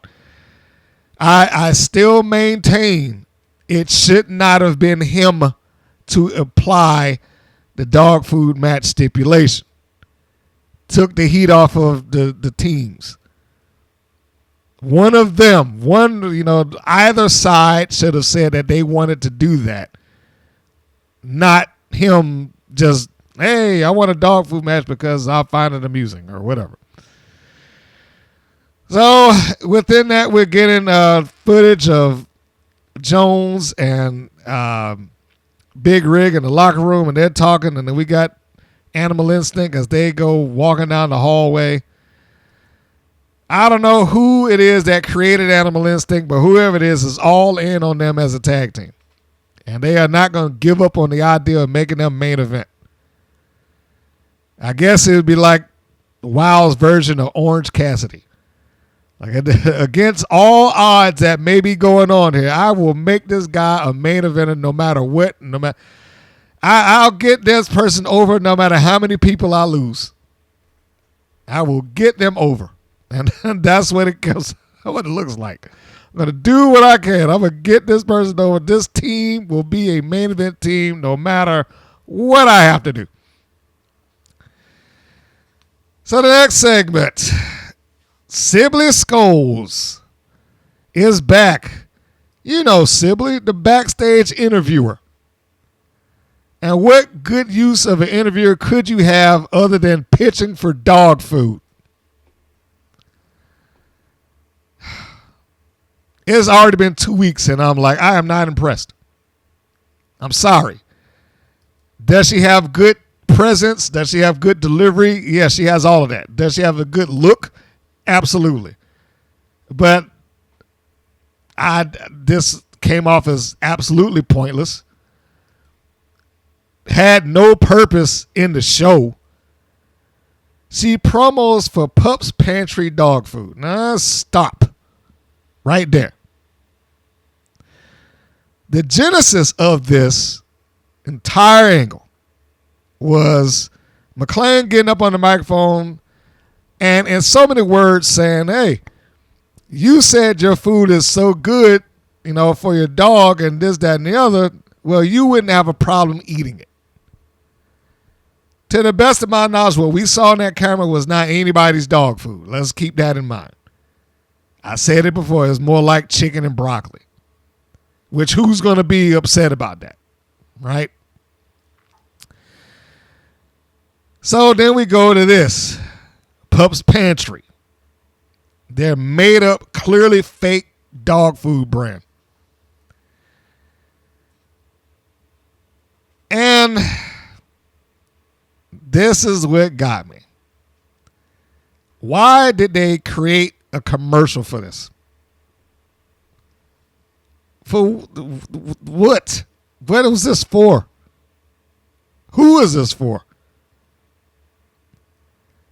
I mean, I'm sure there's some dog lovers out there and they're like, oh man, it's dogs. But why do this commercial? And never mind that they did the commercial to a clearly made up brand. But they tell you that at the end of it. Don't order this. This is not a real product. Not a real product. Please do not attempt to purchase. So we are just going to tell you as a viewer that all of this nonsense is just absolutely fake. We know that you know that this is made up. But in case you were on the fence about this having any sort of animosity or any sort of heat or any sort of issues between these persons, just understand that this isn't real dog food. It's made up. All fake. So there you are. That helps a lot. This was stupid and unnecessary.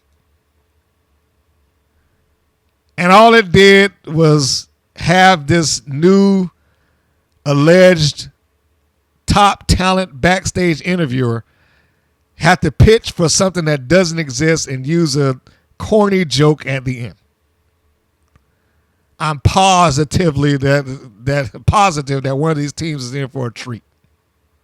Ha ha ha.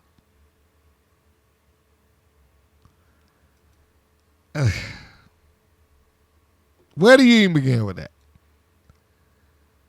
This feels like a waste of money. Now, you're a millionaire, you probably don't care. But this feels like a waste of money. What'd you hire this woman for? It's been 2 weeks. And she did not seem to have added anything to this product in that 2 weeks' time. Now, granted, it's still young. She's still fresh on the scene. It may change. But as of right now, like, what is this for? And why are you utilizing her for this? Stand in front of these doors and talk about this dog food. Boy. That seems like a colossal waste of time, money, and resources. To me. And then you got people that's going to get on their site like, hey, is this real product? Jeez. It's in the small print, folks. Look at the end of the commercial. It says it's not a real product. You should not have to leave a comment to wow to ask. As a matter of fact, if you ain't seen it in your grocery store up until this point, why are you certainly thinking that it's a real product now? But let me not, chastise people that believe that this is real. I wrote down, it seemed like they're trying to sell this as a brand opposed to it being a disgusting punishment.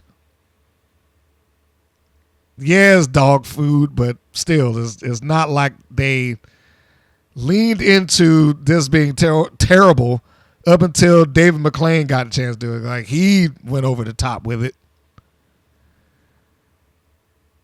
So, anyhow, the next segment is a promo for next week. Princess Aussie versus the Classmaster in a title match. Princess Aussie finally gets a title match. How about that?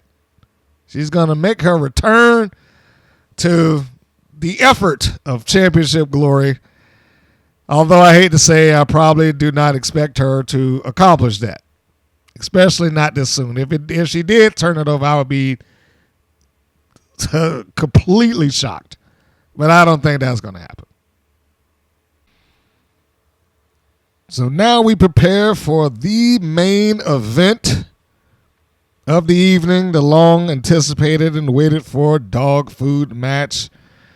Bear in mind that this match, although be it with the champions participating in it, they are not defending the titles in this match, so it is a non-title match. It is laid out by the ring announcer. This is a non-title, no disqualification, no time limit match.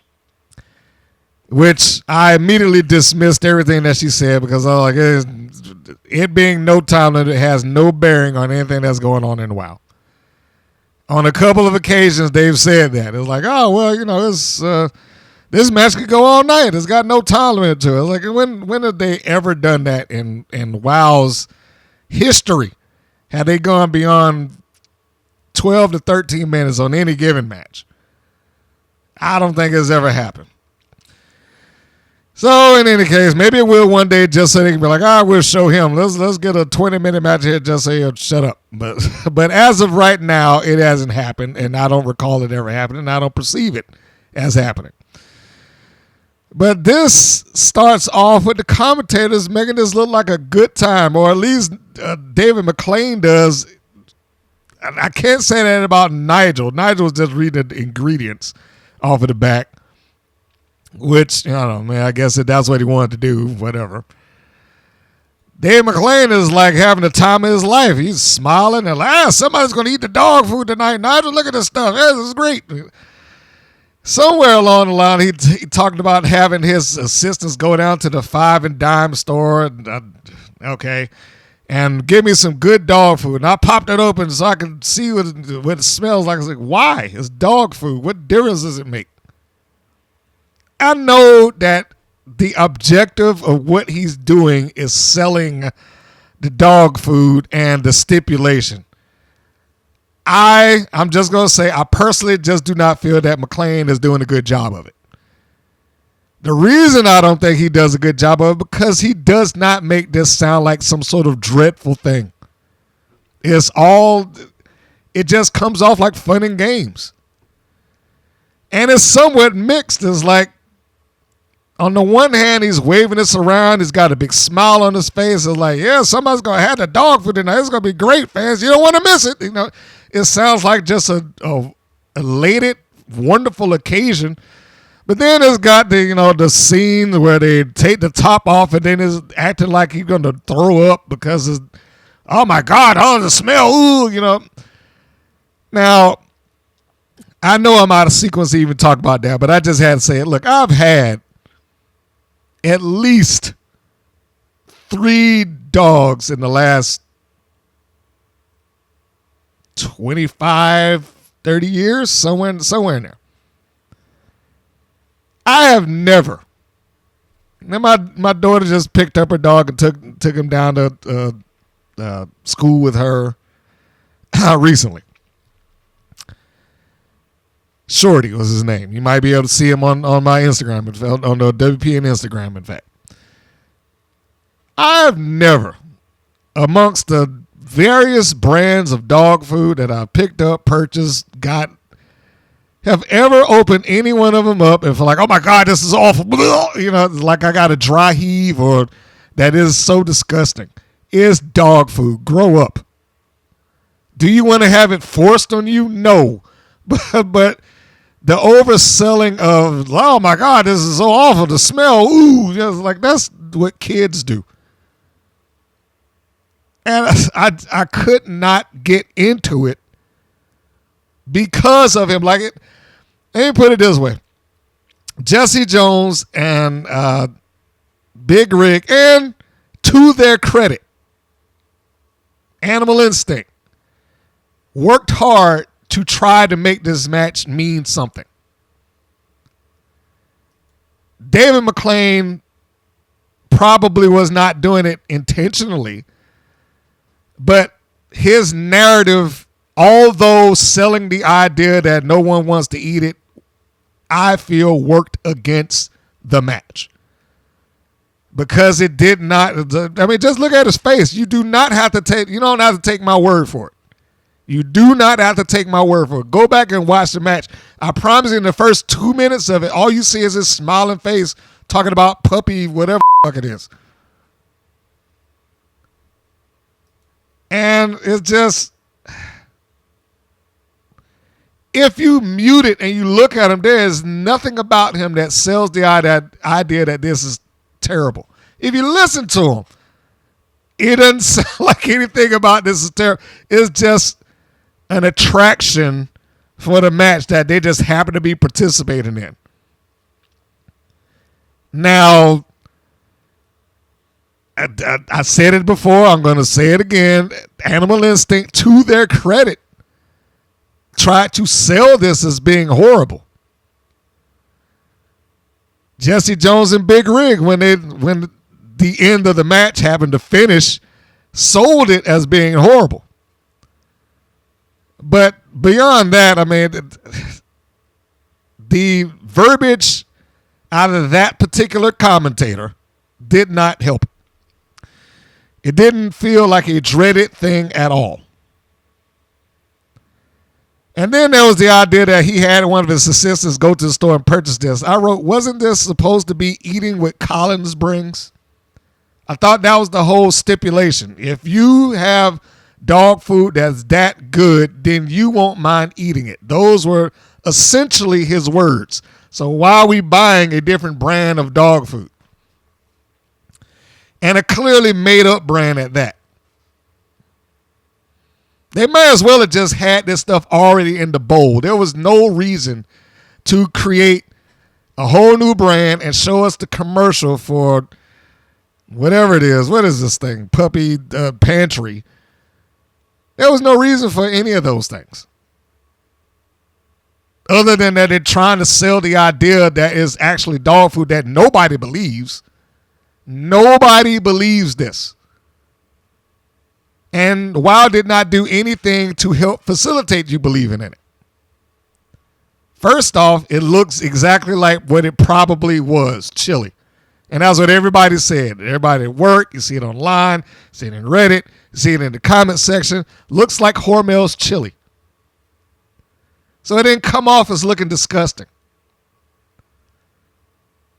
I said that they should have just gone to the store and said, get me something that is either looks disgustingly gross, like Spam. Get that, chop it up, and put it in a bowl. Have them eat that. Spam doesn't look good no matter how you slice it. Just get some cans of that, chop it up, put it in the bowl, have them eat this.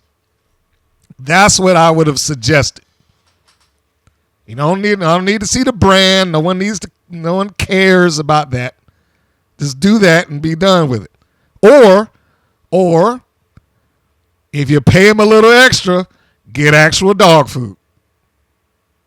Make sure it's not going to kill them, but get actual dog food. I mean, because they ain't eating it. Smear it on their face. and then no one's going to question. And I'm pretty sure just based on the business that they were in, the wrestlers in this equation probably wouldn't have wanted that on a normal day, I'm sure. But for the benefit of the business, if they felt like it was going to help business go, they probably would have gone for it. Bonus them a little extra for taking it. And then move on. But no one believed in this. No one believed in this. No one walked into this believing the stipulation, and they certainly didn't have any reason to believe it now, especially when not but a segment ago it says at the bottom of it, this is not a real product, don't try to buy it. So anyhow, now that I got that off my chest, the match in and of itself. Now, this is another one of those cases of the match is fine. The narrative around the match might be bad, but the match in and of itself is fine. Except for little things here and there, and we'll go into that. Starting with the match beginning. I like that it's brought up that there's a connection between Jesse Jones and Tracy Smothers. I like that gets brought up and is recognized. I honestly wish that they would have done some sort of sit down or whatnot so that the fans outside of the ones hearing them say it, like, it's good that Nigel says it, but I would prefer it come out of Jesse's mouth. Is it a necessity? No, I don't think it's as big of a thing as the commentators always having to drop key points and elements and, well, that happened and this happened. I don't think it's as important as that. But if you're going to have it and you're trying to have these people have character or be built up or understand their motivations and who they are and why they're in this, Jesse Jones should have said this. She should have said that, when you see me walking out the ringside and you see me doing this mannerism or, carrying the stick or this, that, and the other, I'm doing that for Pops. I'm in this business because of him. And, and I'm sure Big Rig would echo the same sentiment. Get a couple of photos from PWI that you can put on the screen and, pay tribute to the man. And every time we go out there, we have a match. Every time we defend the titles, every time, we get the 3 is because of Pops. We thank him for that, blah, blah, blah, blah, blah, and move on. Not overly important. But if you're going to do it, that would have been the suggestion. Like, it needs to come out of her mouth, not out of the mouth of the commentators all the time. Not as bad as the key elements of whatever storyline, because there's no storyline to this. But if they ever had to sit down, that's the ideal time for it. All right, so back to the match. Big Rigs and Bourbon get into the ring, and Animal Instinct catch them coming through the ropes, and they give them both a couple of very weak-looking shots to the back. I mean, they are just they're firing some forearms, but none of them look impressive. They get a reversal, and my gosh, what an overacting job by Collins when she gets reversed. Like, wow! She got this look on her face like, I use the term cartoon land every once in a while with them, but that was probably about as big a one as anything. I was like, what is this face that she's doing? Just overacting.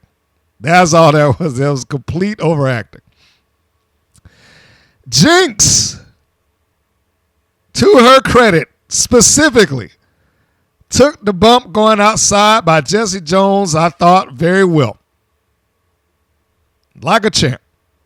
The reason I bring that up is because the same thing more or less happens later on with Collins, and she pretty much just walked herself out of the ring. Just like she was thrown through the ropes, but she stopped and let me put my foot out here and let me get my other foot over, and then I'll go down to the floor. So that's going to take a little bit of work.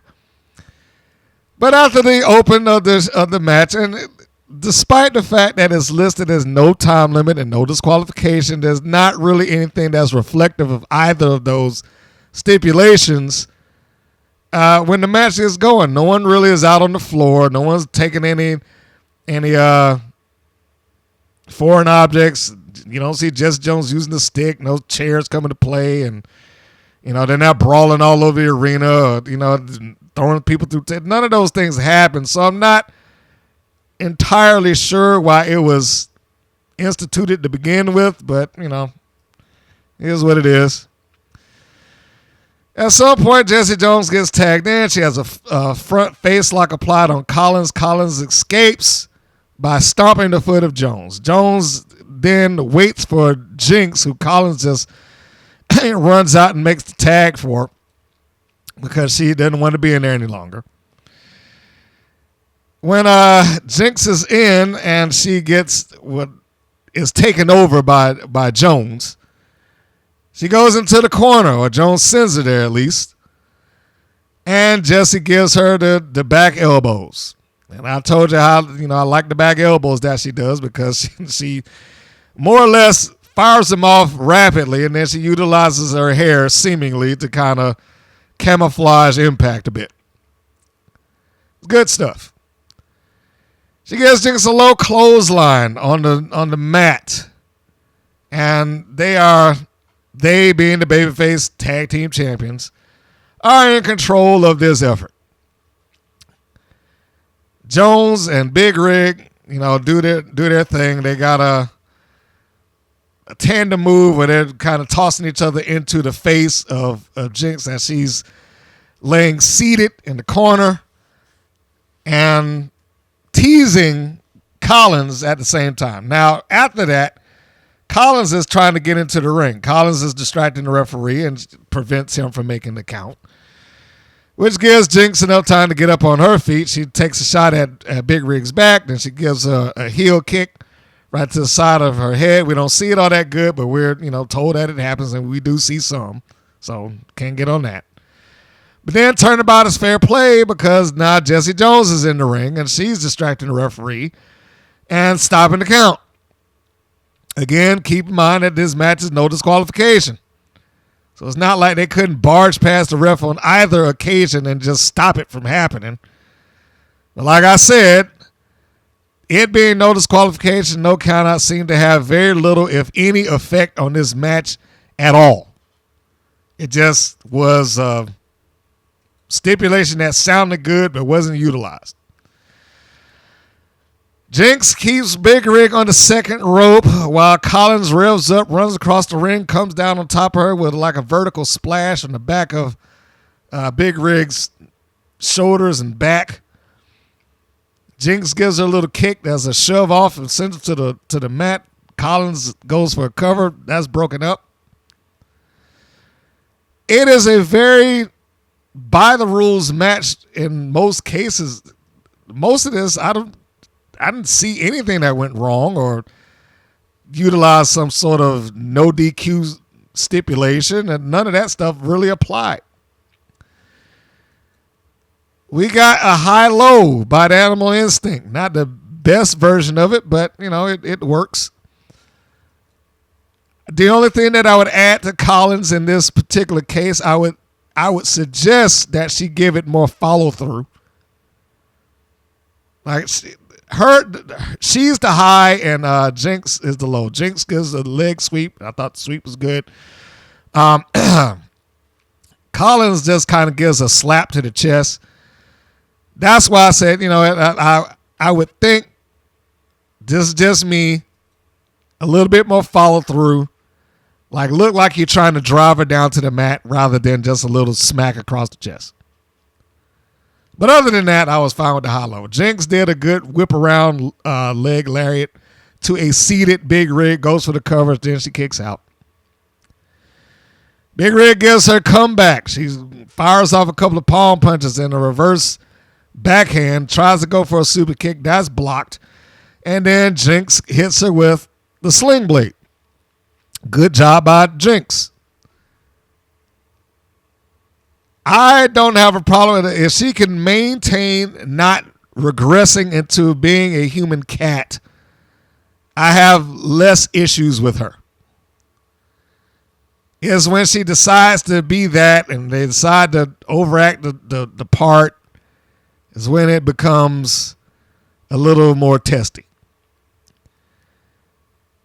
Big Rig Betty fights back from whatever it is that Collins was attempting to do. Collins comes up behind Big Rig and she grabs her by the head, and then Big Rig gets behind her and hits her with a German suplex, and that sends them both down. So like I said, whatever it is that Jinx was attempting to do, it just, we never got that far. And then the tag comes in to Jesse Jones. Big Rig makes the tag out to her partner. Jinx is unable to get to hers. So she's caught. She's caught now and at the mercy of Jones. Jones beats her down. Then she sends her into the corner. Then she charges in, catches her with a big clothesline, sends her to the other side, tries to repeat the process, catches her with an elbow, almost like the Undertaker thing. Hits her with that, runs off into the ropes, then comes off with a face plant. Hits her with her version of the stroke. So she's on fire. Collins comes in. This is the point that I was talking about, where I said that Jinx took the fall through the ropes far better. Collins got fingers in the eyes for her effort to save her partner. Jones then takes her by her trunks and tosses her out of the ring. And toss I use lightly because it's more like Collins politely stepped out of their way. In comes Big Rig Betty off of the tag. They set her up for their double team maneuver. I don't know if any name has been applied to that quite yet.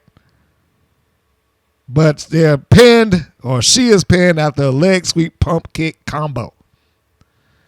And of course, after that's done, then, Jinx snaps out of it like, oh, I have to eat dog nose, so she's dreading having the dog food, as she should. Which again goes back to me saying, hey, to their credit, they at least sold the idea that this is something that I don't want to happen. I don't want to be forced into this. No. Of course, McLean is on the microphone and he's, they won and now you got to eat the dog food. And this is the portion of the match where some more overbearing, overacting starts to take place. Like I said, at what point does the dog food, what kind of dog food is it supposed to be that is just like the mere smell of it would just make you just start gagging? So they take the cans of chili and they pop the tops while Animal Instinct, for whatever reason, decided that they were just going to kneel down in a submissive position in the ring and wait for their fate. Big Rig and Jesse Jones are over at the commentator booth pouring it into the dog bowls. And I really wish that they had interacted less with McLean at this point because he is really selling it. Like, oh, this is awful. Get that away from me. Oh, I don't want it. Get out the dog food. Bleh. I said it earlier, grow up. I've had many brands of dog food walk in and out of this house. I have yet to come across any one of them that I was just going to turn around and gag and dry heave at the sight and smell of. If anybody is producing dog food to that degree, then, you probably don't need to be buying that brand. It looks clearly and obviously like chili. Even the lid of it looks like Hormel's chili if you go into the pull tab top that exists on chili and not typically of dog food. But, I'm not saying that ain't none that don't have it. So they're sitting there, Animal Instinct, as our babyface is coming to the ring. Here's my next issue. They're both sitting on top of what is supposed to be their individual collars. These collars are the weakest, flimsiest, non-threatening things I've ever seen as a weapon. If you are going to use collars basically as your brass knuckles in this situation, have thicker, stronger looking collars. Neither one of these look like they would have done any sort of damage, at least not to the degree that they're being portrayed. They might as well have just punched them in the head with their own fists. These collars added nothing to this. They didn't add any drama. They didn't add the idea like, oh my God, they just got clobbered with these things. Oh, what are they going to do? None of those things mattered. Jinx is using this fabric neon green collar that she wears. And Collins is using the white semi-plastic collar that she wears. Neither of which are visually intimidating. Now, does that mean that it would not hurt? Not necessarily. Jinx could have used the buckle.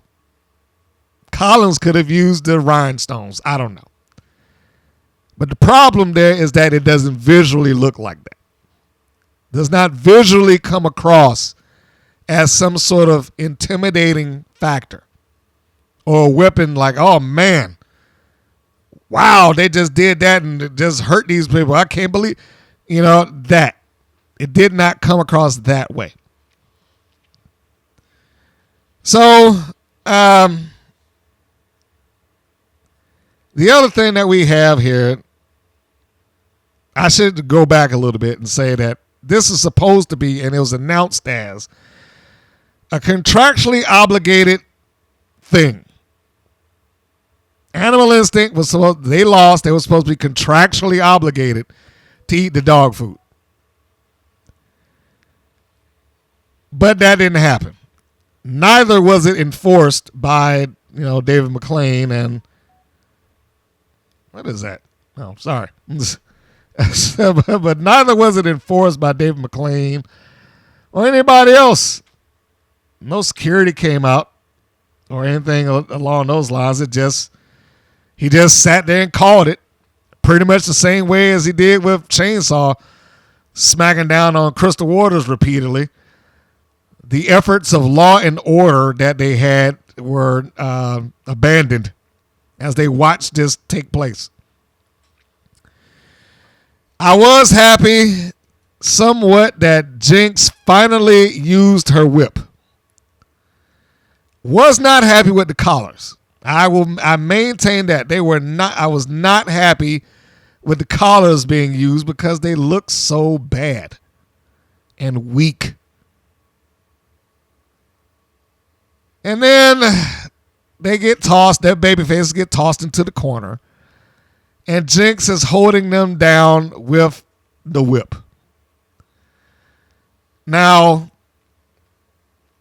it looked like at some point she was trying to tie it into a knot, but it didn't, it didn't quite take. But also, I'm like, this doesn't look like this is holding anybody in place. I'm sorry to say it, but that just does not look like the effort to try to hold them in place was there. Especially at the end of it, because they just pretty much let the whips go. I'm not going to say what they should do. What I would suggest it here. This is a hindsight statement. So take it with a grain of salt. Get Jinx, use the whip, stand behind the post holding both ends of it. Wrap both of them around your fists and pull against the post so it looks like they can't get up. Collins goes in there and smears it across their faces, try to force it down their throat. But them both doing it, I got it. I know they was going for the visual, and I'm not going to say that it didn't work because they got it across both of them. And unfortunately, all this did was it opened up the room for like 1,000 jokes about poop and scat kinks and this, that, and the other. And it's a shame to say that, somewhere across the country, somebody was looking at this like, yes. It's awful to say that. But it happened. Somebody watching this in the middle of the night at 11 and 12 and 1 o'clock in the morning seeing this crap get smeared across both of these women, probably had the time of his life. So the heels evaded having to eat dog food, despite the fact they were supposed to be somehow contractually obligated because they didn't have anybody there to enforce this. They just had it. And they get the microphone. They being Big Rig Betty and Jesse Jones.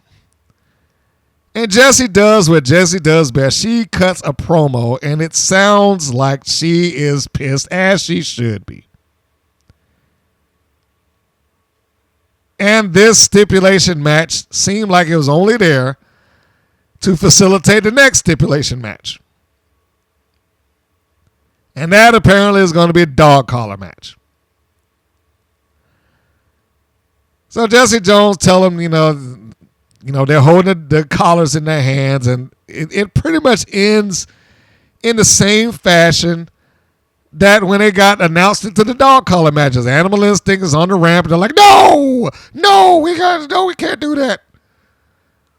And in the same fashion, David McClain is back up on his feet again, and he's, all right, fans, next time it's going to be a dog collar match. So it's the same ending.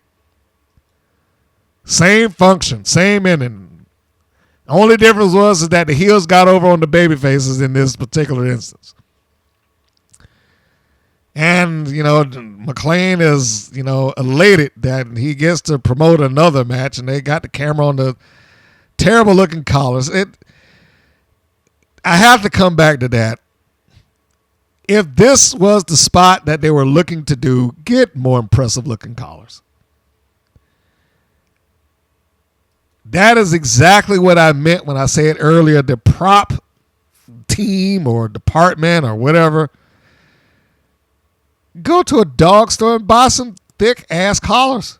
What's hard about that? Go on Amazon and order it. Have them ship it to you. Something.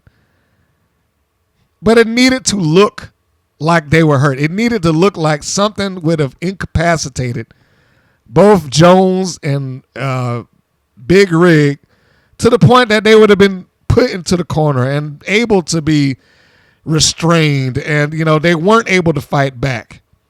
But here is like they had to sell and oversell really for these tiny little toy collars. I mean, they look like collars for kittens or something like that. If you're gonna have a collar, have a real one. Have a big, thick leather collar, possibly with some studs on it. So when you look like you're bringing that thing across somebody's head, you can at least buy into the idea like, oh my God, that looked like that might hurt. But here we go. Big Rigs and Bourbon are fed obvious chili. I thought they also should have had a more unappealing food and something that would not come across as, whether it was chili or not. Let me just say, I cannot prove that. So I'm going to walk that back. I cannot prove that it was legitimately chili. But I'm pretty positive that it was chili. And they should have had something more unappealing for that. Because they would have gotten the point. The viewers would have gotten the point. The commentators could, talk it up, but they didn't need to go into, oh my God, it's disgusting. They don't need to do all of that. This is supposed to be the story told by the wrestlers. Commentators are an add-on to that. So that's how it came off, and that's how it ended. This match facilitated the next match, which would be a dog collar match. I imagine that one will be no disqualification just by its nature. And it'll probably be entertaining. But I don't know. I don't know what I feel about it, because I walked into this match fully expecting them to screw up something. You heard that in the last commentary of the last podcast, then you know that that's what I entered into this with. It wasn't as bad as what I thought it was going to be, but you've already heard my down points about it. Didn't care for the dog food. Certainly didn't care for the puppy pantry commercial. Didn't care for them basically telling you that this is all just make-believe and, you know, we all know that it doesn't need to be rubbed in your face. And the props used thereof, you know, in certain spots in between. I thought all parties did as good a job as they could. Even Animal Instinct. Because, I mean, what do they have? Maybe 6 months of actual in-ring work between the two of them. So they, you know, there's not like they got some high level of experience here. So I thought that they did fine for what they were doing. And they certainly move and operate and function in-ring wise better than some of the others on the roster. So I can't get on them for that. But I also don't think that they're in a position where they could take control of a match, lead a match, or be in the match with somebody who is equally, you know, on the same page as them and not have that thing fully laid out before they get into the ring. Beyond that, I think they did a lot. They put in a lot of effort to try to make this work despite the things that were going on around it. And McClain yelling on the microphone again is awful. I just don't need to hear him carrying on and on and on about that. You don't have to describe it to the live audience that much. They can't see. So that was the show. And as I brought up earlier, just on my channel poll, and bear in mind that it is not reflective of the viewership at large, but it's the first time that on my page that I've done these reviews that is terrible, regardless of what I said about the match or the episode in the podcast. Regardless of that, this is the first time as far as the poll on the post tab of the channel that it went beyond being great and got terrible. It's not terrible by much, but 50% voted terrible, 44% voted it was great, 6% said meh. It is the first time that has exceeded the good. I honestly would have thought it would have been another episode. There was some prior ones where it was just really in the crap.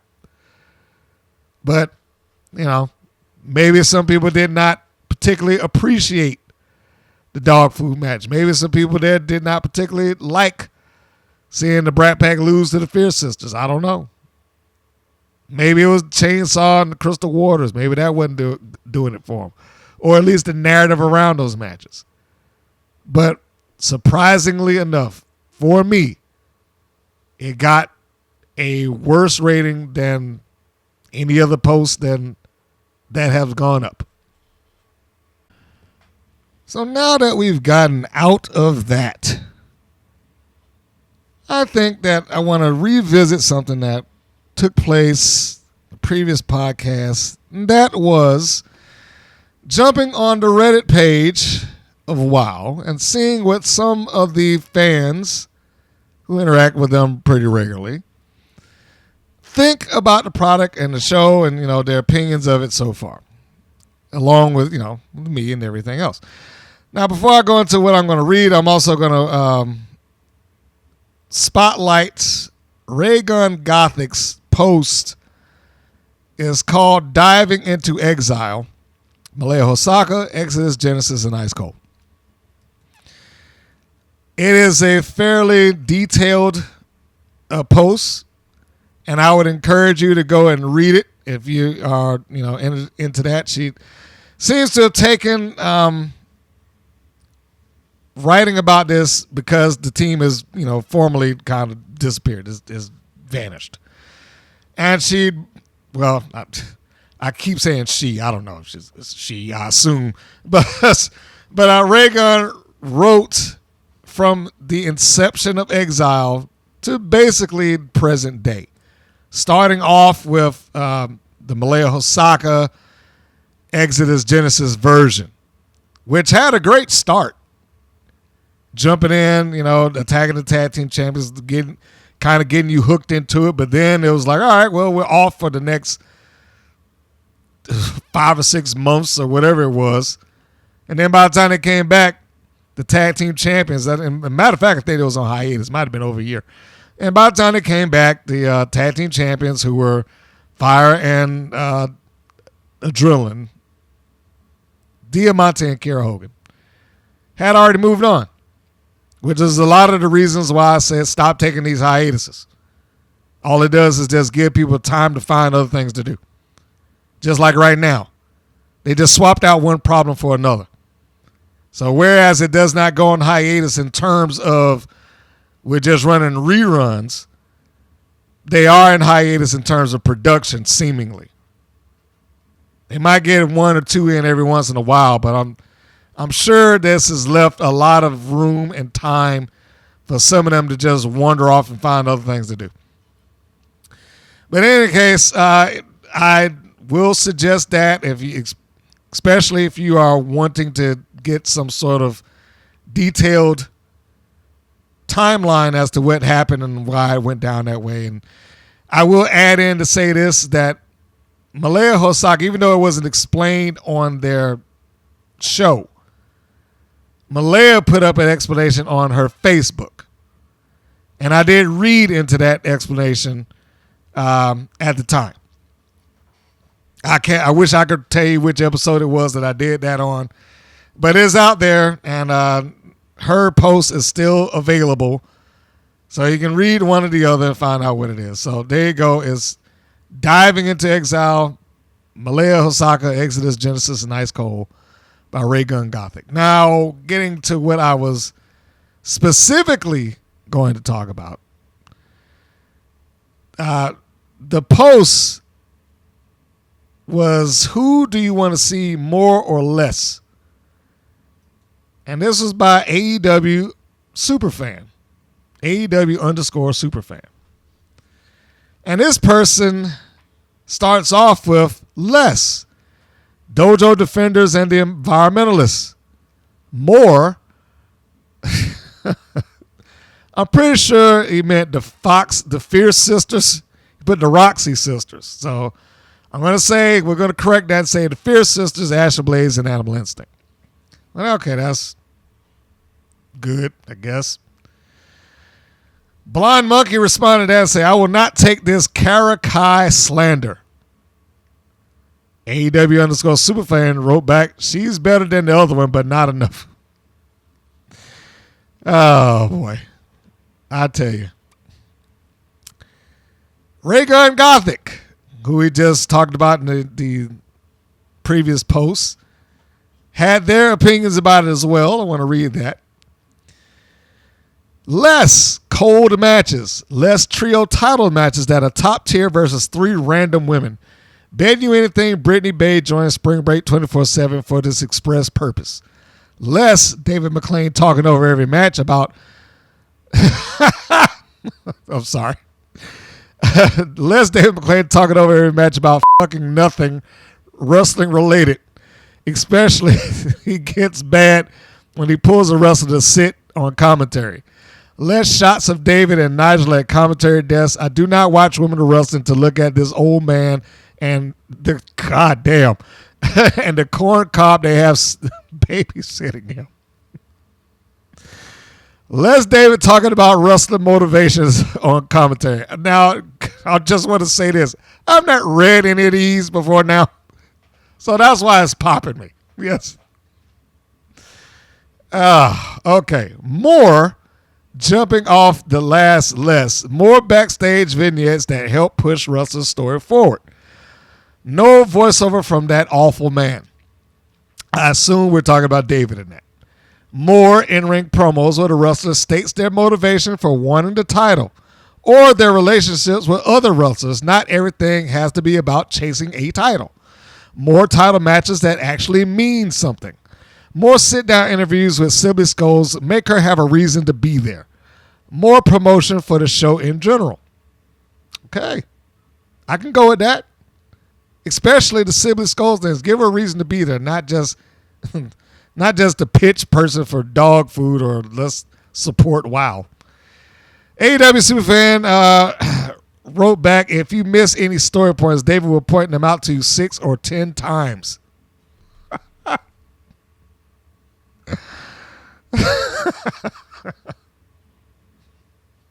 This is all stuff you can read, by the way. I'm not making this is all their stuff. I got nothing to do with these. Okay, Ray Gunn responded. It's almost like he thinks everyone is watching is 5 and blind. The way he described some things, like Coach Campanelli would have a backstage video with Team Spirit and says, "We're doing great." He just keeps listening to Coach and we'll get the goal. And mid-sentence, David's voiceover bleeps over.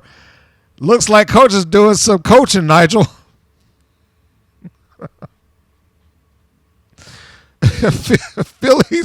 Philly 215 Sports.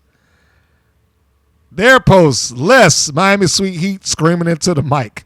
Well, in fairness to them, they have toned that down. The last couple of times I heard them talk, I got less shrieking and more of a regular promo. Philly also put more Holly Swag. Cautious Mongoose 399. How about less Fab 4 and more of the other heel factions? And no more gimmick matches. Last week, Dog Food's match, for instance, while the match itself wasn't bad, you couldn't enjoy the other ones because McLean wouldn't stop yammering on about fake dog food the whole show.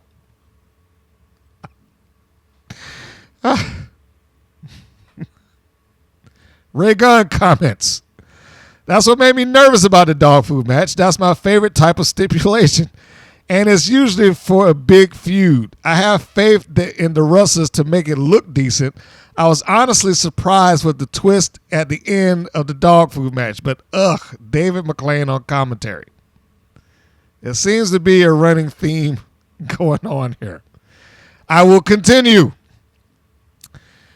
Lunar Wins 2000 writes, more of the Mighty Mites. I agree with you. More of the Mighty Mites. They have improved greatly. I don't even think they've improved. I just think they were good. They were good from the moment they got it. They might not have been able to show it, but I think they were good. But anyway, let me go ahead and back and read. More of the Mighty Mites, they have improved greatly since arriving. More oddball tag teams like Chantilly, Chella, and Holiday, or even Chainsaw and Pep Riley. Less Classmaster and more of Lois Grain. Same person, better alter ego. Lose the trios matches and create a couple more teams. Lose the trios matches or create a couple of more teams to make it worthwhile to watch.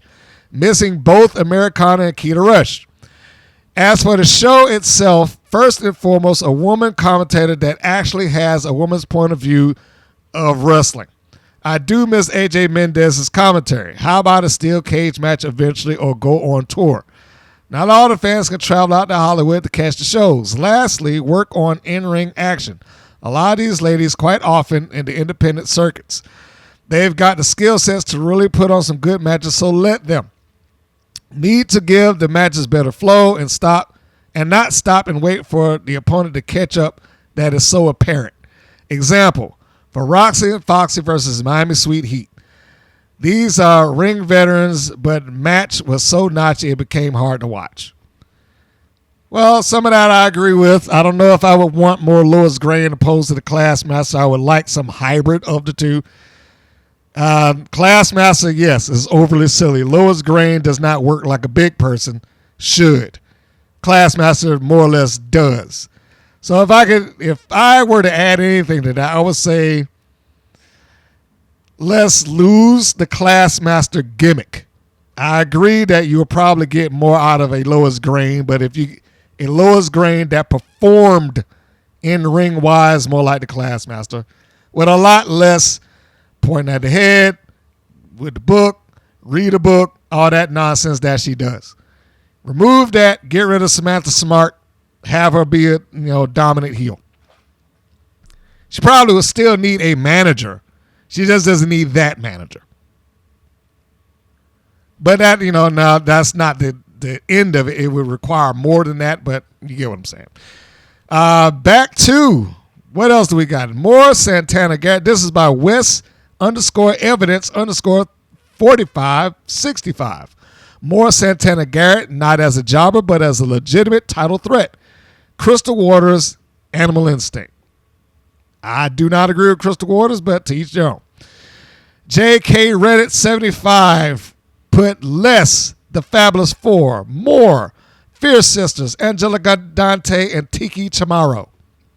Temporary Positive 340 put more Brittany Bay, more Crystal Waters, less Chella, less Dojo Defenders. Do not agree with the Crystal Waters statement. AEW_superfan responded, Chantilly Chella has some energy. I like her. Sorry_emu_6701 wrote less of the Vandergilt sisters from White Chicks, a.k.a. Miami Sweet Heat, and more of Holly Swag. Holly is very talented and has what it takes to be WoW champion. I agree and disagree. I think that I would agree less of Miami Sweet Heat if they were allowed. I mean, in an ideal situation, they need to go and get involved in something else and probably take the Miami Sweet Heat name around.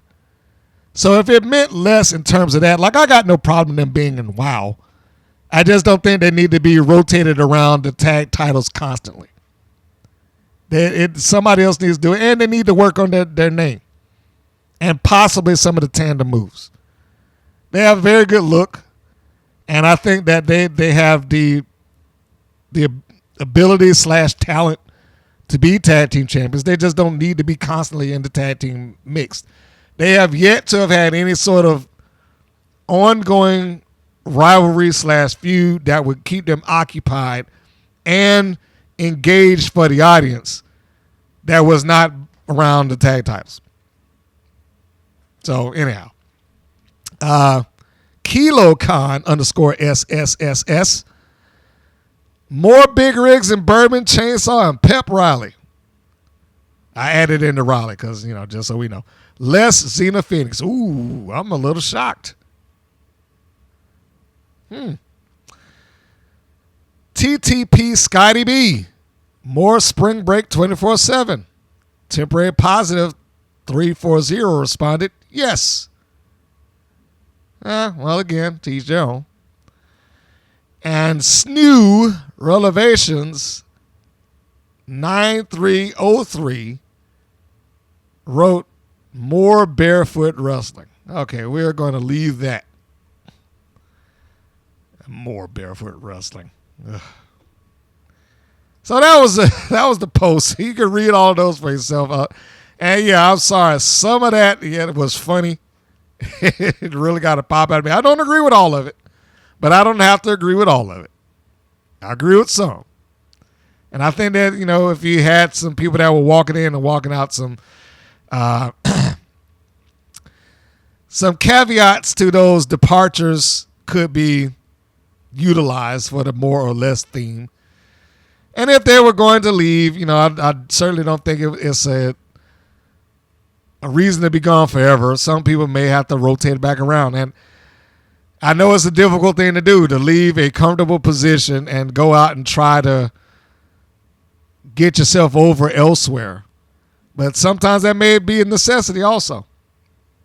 So, and I look at it this way, and I just told this to somebody else. If you leave and you go somewhere else and or even just on the indies and you become a bigger name to where your value has gone up and other promotions want you, WoW would probably be crazy not to take you back unless they were trying to maintain some sort of budget. And if you're at a point where they can't afford you, then you probably don't need to be there anyway. If you get into the point where they can afford you, then you likely are getting on the radar of the other promotions that can.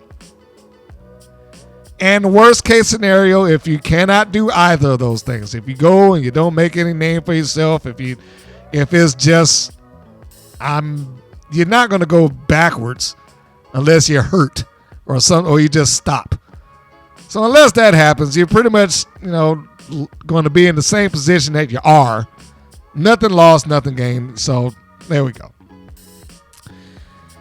And lastly, we are going to go into the preview of the upcoming show and the matches that will take place during that show. Here is the preview for what has been sent to me for what is going to be this week's episode. It will be episode 321, season 3, episode 21, title, Championship Demands. The Las Vegas VIP Abilene Maverick wants one thing and one thing only, and it's the Wild World Championship for her bestie, reality TV star Paola Mayfield.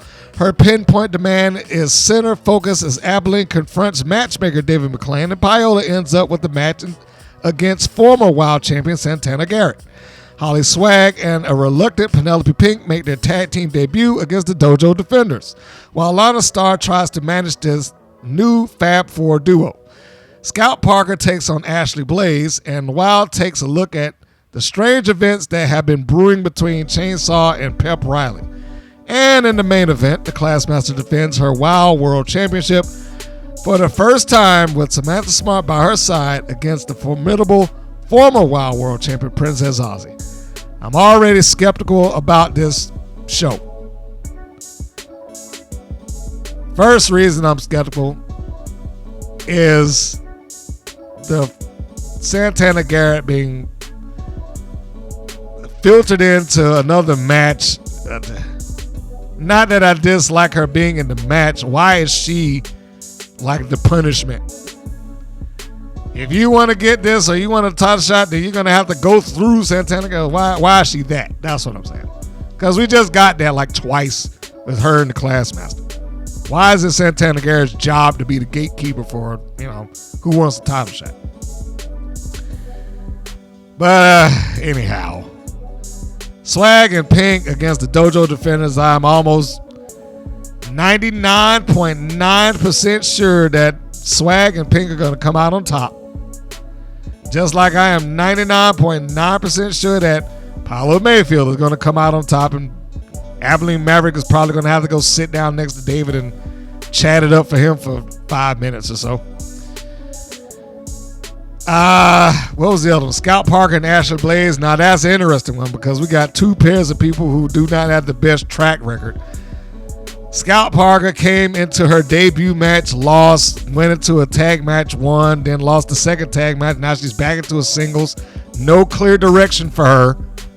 It's almost like her flipping out and becoming Scout Parker opposed to Ice Cold was just a pointless act, other than the fact that she probably didn't want to be Ice Cold anymore. But she's not going anywhere, and I don't expect this match to be any different. Ashley Blaze has lost like 4 or 5 times in a row. She's due. And I'm sure they'll treat it like those losses never took place. It'll be, you're next in line for a title shot now that you're beating Scout Parker. Strange events. What strange events took place between Chainsaw and Pep Riley? They just gave each other flowers. What's strange about that? And in the main event, Classmaster versus Princess Aussie, the Classmaster. Aussie and Garrett are mirror images of each other right now. Just people who have good talent, but within that company probably told to tone it down and or have no clear focal point or direction. That's what I get off of that. And that'll be that. That's it. That is the full review. If you are listening to this via podcast, a nice rating would do wonders for us. And I would appreciate you if you did or if you do. If for whatever reason you are unable to find that, of course, you can go to WPNWrestling.com because everything goes there. All podcast episodes, all videos go there. Matches dating back to 2013 with a variety of faces and names. Some you know, a lot you know, some you don't. And, of course, if you are on YouTube and you're catching this, well, do the YouTube things. Like, share, subscribe. It keeps it going. And like I said, if you haven't done it before, go over to our post tab and give your vote for this episode. We're going to try to keep this voting thing going to see what the overall consensus of our listeners feel about this show. Whether they are improving or not, did it keep you engaged or not, did it make sense or not? Leave your votes and your comments below. Thank you for tuning in. Thank you for checking out this ongoing episode of the podcast. And as I wrap it up, we do the normal thing and say that this is Mr. Green saying that this is Mr. Green saying so long. And we'll see you on the next go-round. Take care, everybody. Thank you for listening to the WPN's Rights and Wrongs of Pro Wrestling. If you have questions or comments, please contact us via our Facebook or our YouTube channel at the Women's Pro Wrestling Network. If you're new to the WPN, feel free to subscribe to our channel and like our page. We appreciate your support. Thank you again for listening.